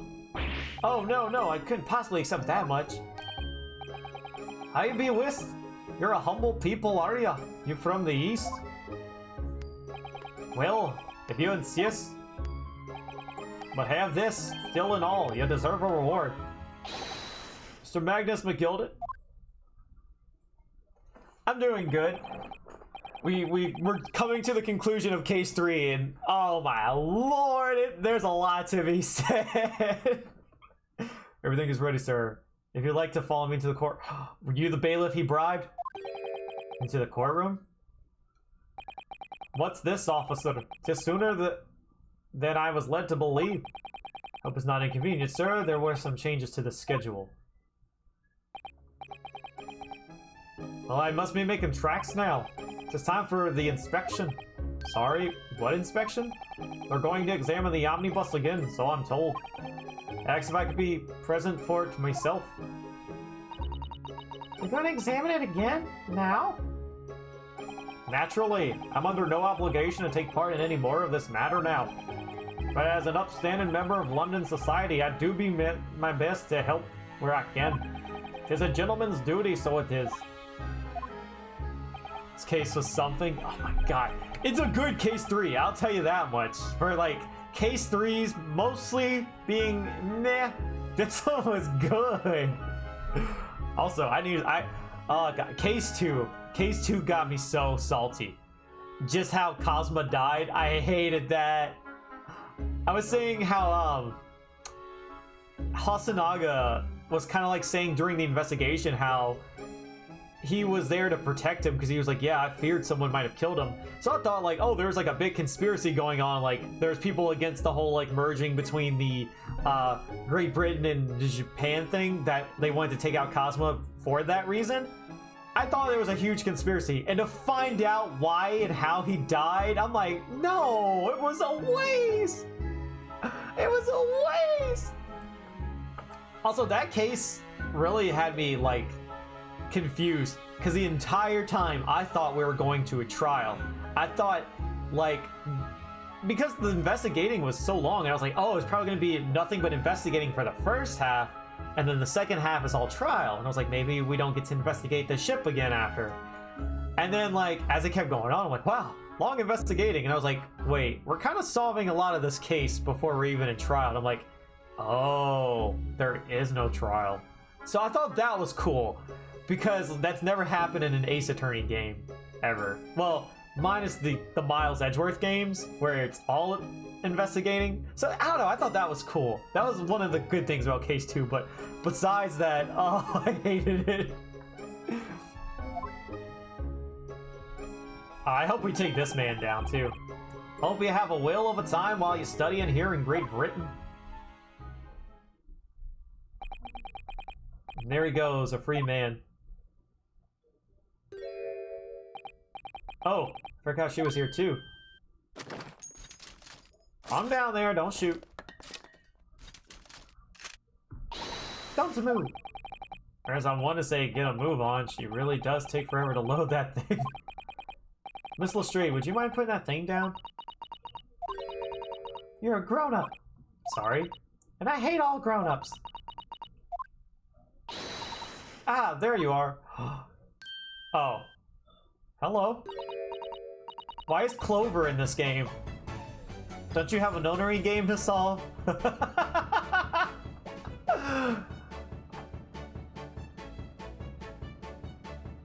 I can't wait for the trial. There is no trial. I'm telling you. At least I'm not the only one who thought that. I mean, I've never done that before. Naughty, naughty, naughty, running off like that. Is this some kind of a picnic? Who's this little girl now? Taking that with you as well. I was looking forward to the trial run of my experimental smoke grenade launcher. She does look like Clover. Oh, do you want to... Whoa! Holy cow! This little girl made this? You won't beat me. Excuse me, but who are you? Oh, good day to you. I'm, well, the inventor, I suppose, of that machine. The inventor? Well, normally smoke grenades are so dull, don't you agree? White, white, and more white. We have to be surrounded in smoke. It could at least be a pretty color, I thought to myself. Do we have to be shrouded in smoke, though, at all? I just took my eyes off it for a moment while I was changing into a different omnibus and she pinched it. Luckily, I fitted it with a telegraphic beacon. What's it? What? I have no idea what this girl is talking about. Man, this girl's a genius. Anyway, you're coming with me now, back to my laboratory. What? What for? To apologize, of course, silly, to my technician. What? You mean say sorry? You must say sorry when you've done something wrong. Surely an adult has told you that before. An adult? I don't listen to no adults. You listen to her little friend, though, huh? Come along, then. Follow me. Fine, have it your way. Oh, good, you see? I knew you wanted to do the right thing in the end. I'm fairly sure that what she wants is not to get shot by that massive gun of yours.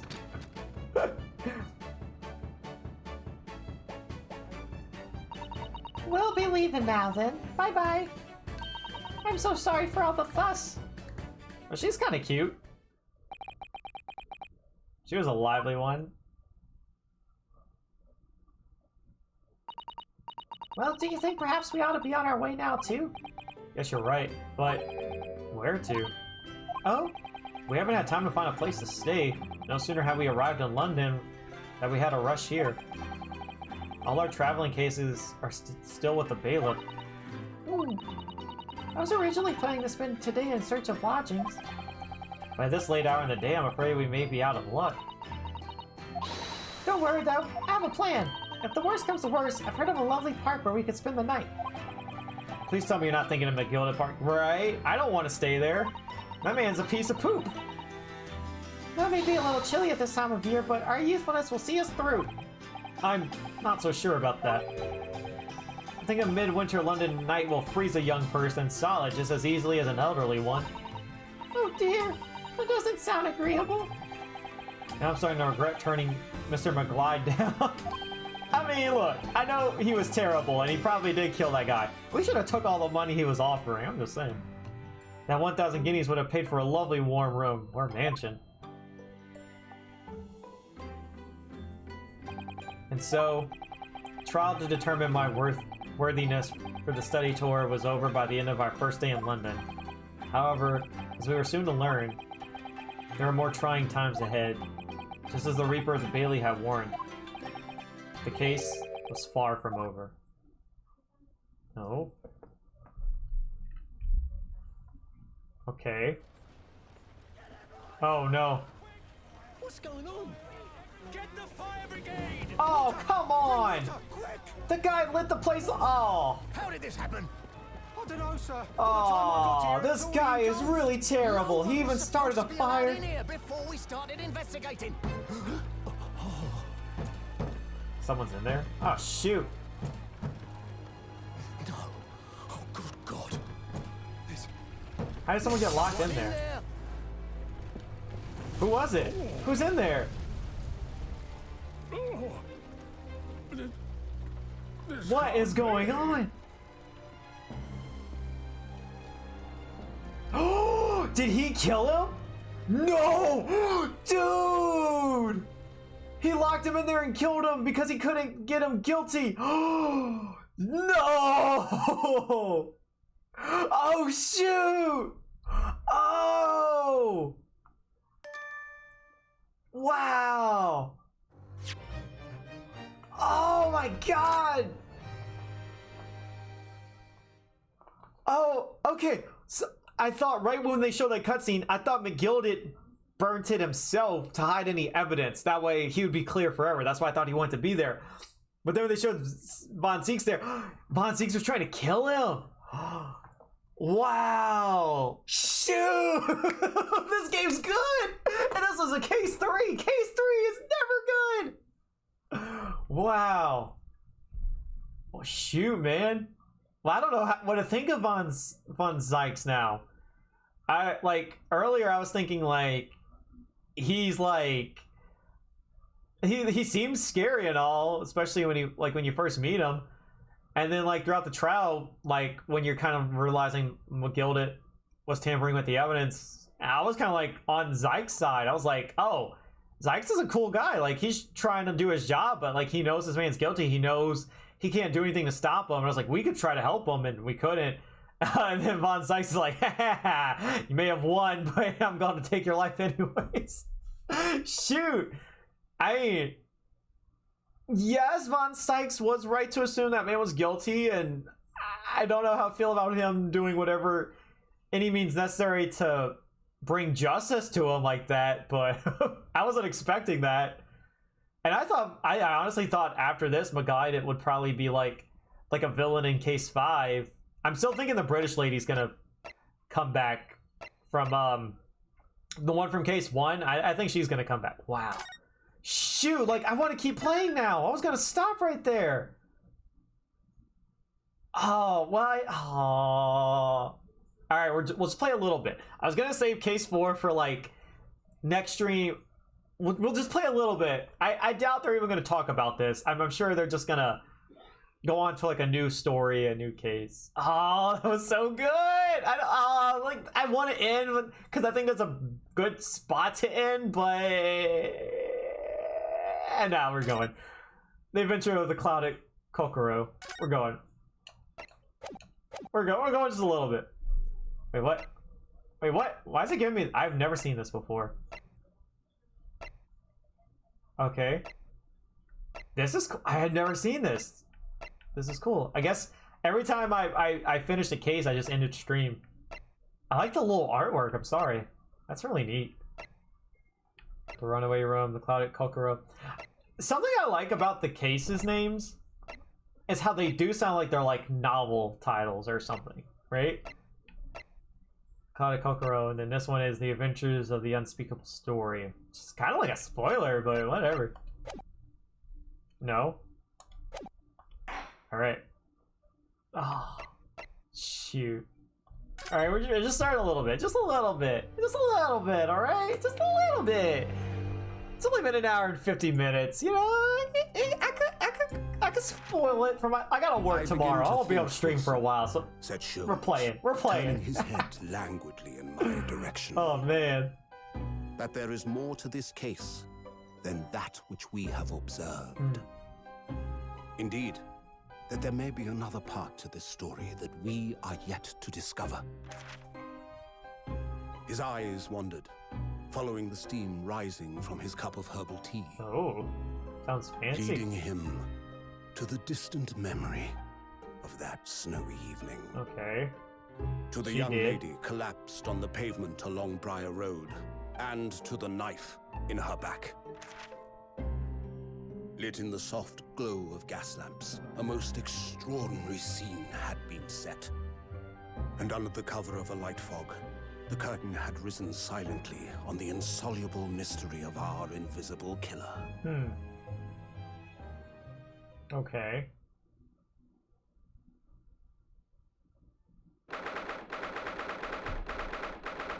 February 19th. So this is like the next day, huh?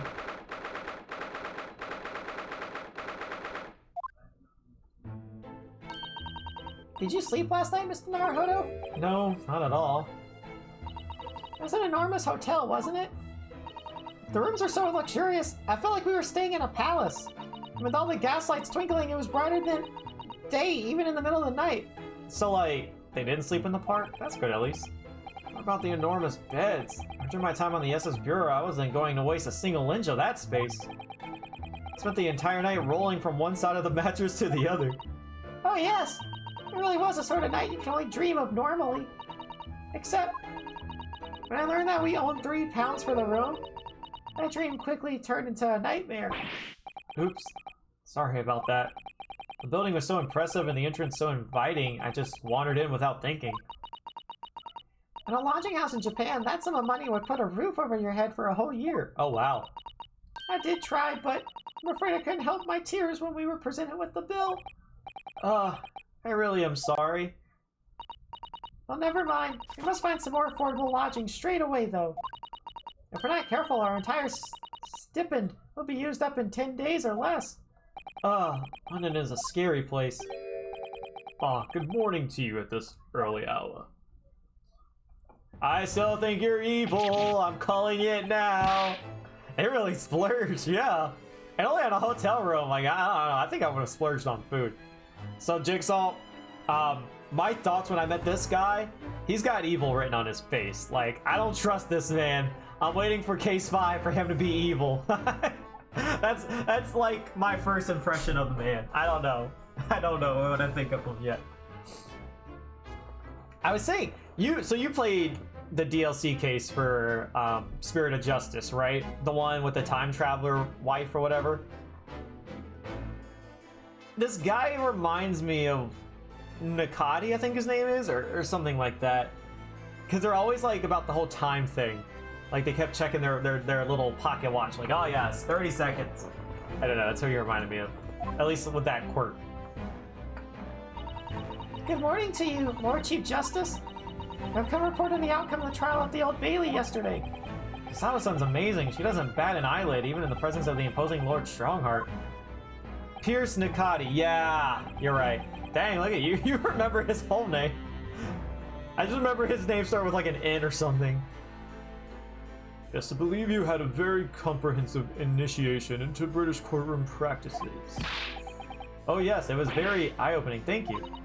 And in accordance with your instructions, Lord Strongheart. Did you finish the game yet, Jigsaw? Wait, I don't. Like I kind of keep up with your Discord without spoiling it too much, but I wasn't sure where you're at yet. Also, I just realized this guy, like even his outfit, like I might be reading too much into it, but like the little sides right here, they look like the number 2. I don't know, they just like numbers, so it looks more like a clock aesthetic to his outfit too. Mr. Naruhodo performed his duty to the end. And then like his like I forgot what that's called. Like a bowling tie or something like that. Bow tie. Those look like little like the strings on a clock or whatever.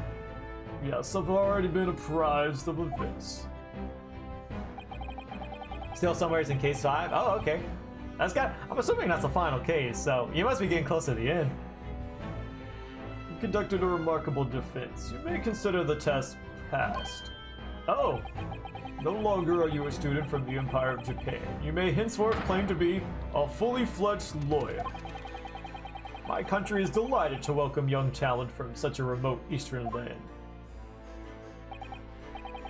Thank you very much. So I'm a lawyer now? Now, in view of your new appointment, I have a fresh case in mind for you. I'd like to take you on it at once. I trust that that won't be a problem. Another case? Already? Nothing trains a lawyer better than practical experience. I'm sure. I don't sense dissatisfaction, do I? It's just that yesterday's trial ended unusually. I haven't quite come to terms with it. What's to come to terms with? The man was cleared. What's more were you hoping for?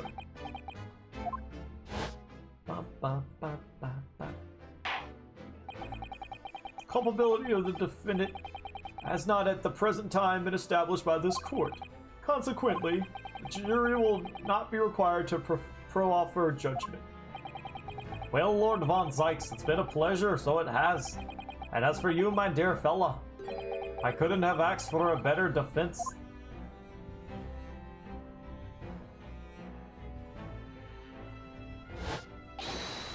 Well, at least he died. I mean, he didn't get beheaded, he got burned. Maybe he died from smoke inhalation before being burnt. I don't know, I feel like he would have been able to get out of that, especially when he broke the window. I just can't help wondering. And Mr. McGilder really was innocent. It don't matter now, because he's dead! Mr. Naruhodo?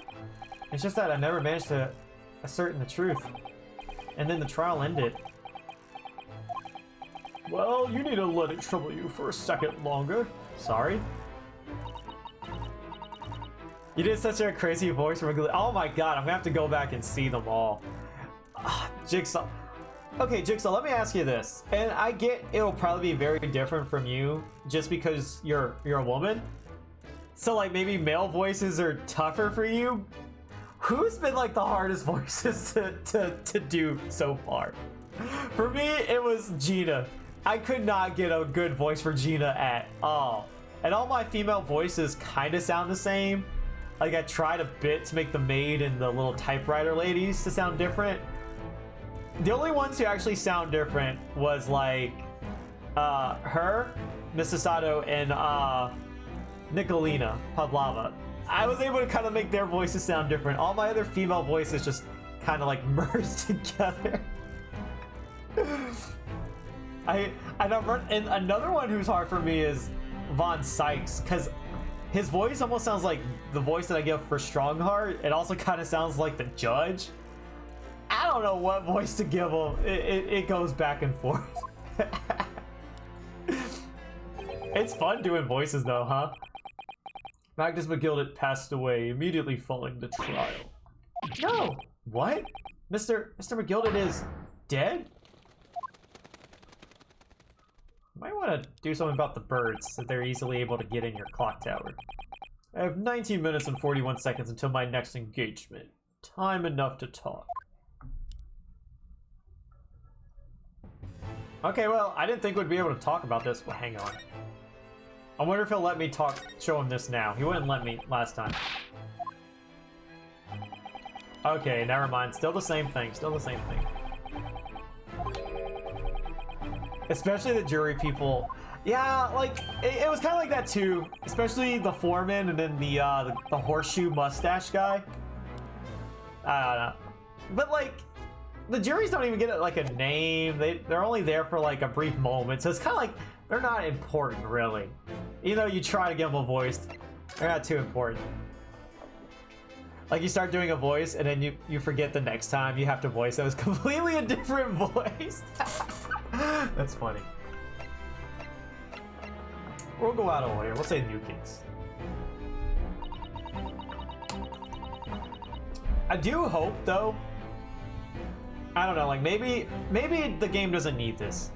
But just going off the notion of the other games, I do hope that we do get trial and investigating parts and not, because like so far, like trial 1, case 1, that's always a short case or trial that takes place in the courtroom. And then case 2 was different because it was nothing but investigating. There was no trial. And then case 3 was again just trial, no investigating. Well, you had the little omnibus to investigate, but I don't know. So it's weird not seeing both so far. Maybe, I don't know, maybe they do a good job at not needing to have both. So far, I think it's been okay. Could you perhaps give us more details about the new case you mentioned? Don't tell me it's a murder and the trial starts in 10 minutes. Don't worry, it's nothing so alarming or quite so urgent as your last assignment. In fact, this case is completely different. Oh, I see. Did he just read my mind? That is to say, no one has died as yet. And the trial will not be today. There is plenty of time to research the case thoroughly. 23 hours, 43 minutes, 19 seconds to be precise. Ah! So the trial's tomorrow then. Is everything alright? Oh yes. I'm just a little confused, that's all. You gave Zykes a calm, quiet voice. I could, like, that fits in my eyes. Like, that fits. Yesterday's trial was, well, it's left me wondering if I'm really cut out for being a lawyer. Oh, Mr. Naruhodo. I don't know if I could face standing in that courtroom again after Mr. McGilder's death. Trial. I'm making up words. Yes, I nearly forgot. There is one similarity with yesterday's case. Once again, there is currently no one to advocate for the defense. Oh? The situation remains unchanged. The trial will start tomorrow with the defendant unrepresented. If that happens, I need not remind you of the inevitable outcome. The most terrible end awaits the defendant. Yes, that's right. Here we go again.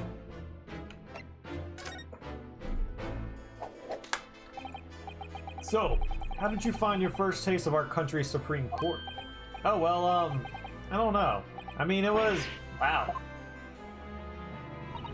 Mr. Naruhodo means that the whole experience was steeped in the solemnity of Great Britain's long history. It's really a world apart from our own judicial system in Japan, which is only a few short decades old. Wow, Sato-san has such a way with words.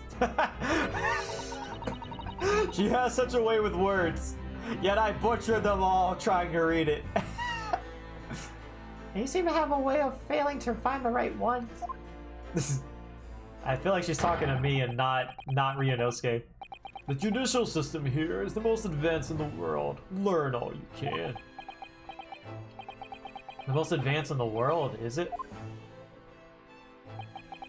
It was fortunate. Your very first trial was a simple affair. Simple? That was simple? That's what I'm thinking. As I believe I mentioned yesterday morning, it was a trial you couldn't lose. I don't mean to be contrary, Lord Strongheart, but the case was anything but simple. Circumstances of the case were so incriminating, I was stunned when I first heard them. In fact, I'm still finding it hard to believe that we managed to get a favorable verdict. Is something funny? No, my apologies. However, the fact is that you did receive the not guilty verdict you set out to achieve. And that can only be attributed to exceptional talent. Wouldn't you agree? Well, I don't know about that. Well, never mind. You exceeded my expectations, I freely admit. That much at least is an undeniable truth. Which is precisely why I prepared the new case for you that I mentioned before. What's going on? What's he going to say before? I don't understand. What happened? How can he be dead? After the trial concluded yesterday, there was a great commotion in the Old Bailey. As you presumably recall, an omnibus had been wheeled into the courtroom. Yes, of course. That was the scene of the crime, which Mr. McGilded had been accused of. Precisely. Well, while the bailiff's attention was diverted by some other matter, the omnibus went up in flames. No. How could such a thing have happened? That is being investigated as we speak, but already. Police have identified a corpse found inside the charred shell of the carriage, and that is that of Mr. McGilded. That's awful. The man must have slipped inside whilst the bailiff's attention was elsewhere. That bailiff really needs to pay more attention. And how could that have happened? That is also being investigated as we speak. Did I see the plate on with the tech? Yeah, the Phoenix Wright on the back. I thought that was cool. I don't like. I was like, whoa, what? It threw me off. Thinking back now, immediately after the trial, Mr. McGilded did mention going back into the courtroom to look at the omnibus. Well, I'll be making tracks now. It's time for the inspection. Sorry, what inspection? We're going to examine the omnibus again, so I'm told. I asked if I could be present for it myself. An inspection of the omnibus? Not to my knowledge. I don't believe Scotland Yard had any intention of re-examining the carriage. But then who was Mr. McGilded talking about? Never mind that now. The Yard is making a thorough investigation. This matter is no longer any concern of yours. Leave it to the police. Poor Mr. McGilded. I mean, to an extent, he did kill a man. As far as I know. As far as what I think. Your time is up. You will have to excuse me. I would advise you to begin making preparations for tomorrow's trial. After all, the clock is ever ticking.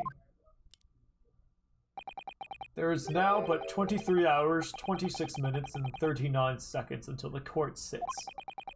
Last time he mentioned the 23 hours, he said there was plenty of time. One more thing, Mr. Naruhodo. There is something I should like to ask you. Oh, what's that? Yesterday, you remarked upon something. You intend to see through the will of your late compatriot, Mr. Sogi. I would be interested to hear what exactly you mean by that. inside 34 seconds. Oh god. Well, it all started back when we were classmates in school. We met, and then we graduated, and then he took me out to get steak at the place, and then I was accused of murdering him now, and I'm safe now. He did, and I'm still safe. And oh, 34 seconds is up. Okay. Well, Cosmo always used to say, you see, that he wanted to learn how the greatest justice system in the world works so he could change ours in Japan. Now that he's gone, I like to work towards that myself, and there's another thing. Oh? Another thing? Continue. On the way here, on the steamship, he said something to me. There's something very important that I have to do. Something very important? And what exactly would that be? He never had a chance to tell me. Suppose he would have done it if he... You're out of time. Well, thank you for an enlightening discussion. Mr. Naruhodo, what's all this about? Mr. Sogi never once mentioned anything of the sort to me. I urge you both to focus your attentions on the matter at hand. I've taken the liberty of summoning the police inspector in charge of the case. We'll be able to apprise you of the details. How long has he been there? So, I wish you the best of luck and bid you farewell.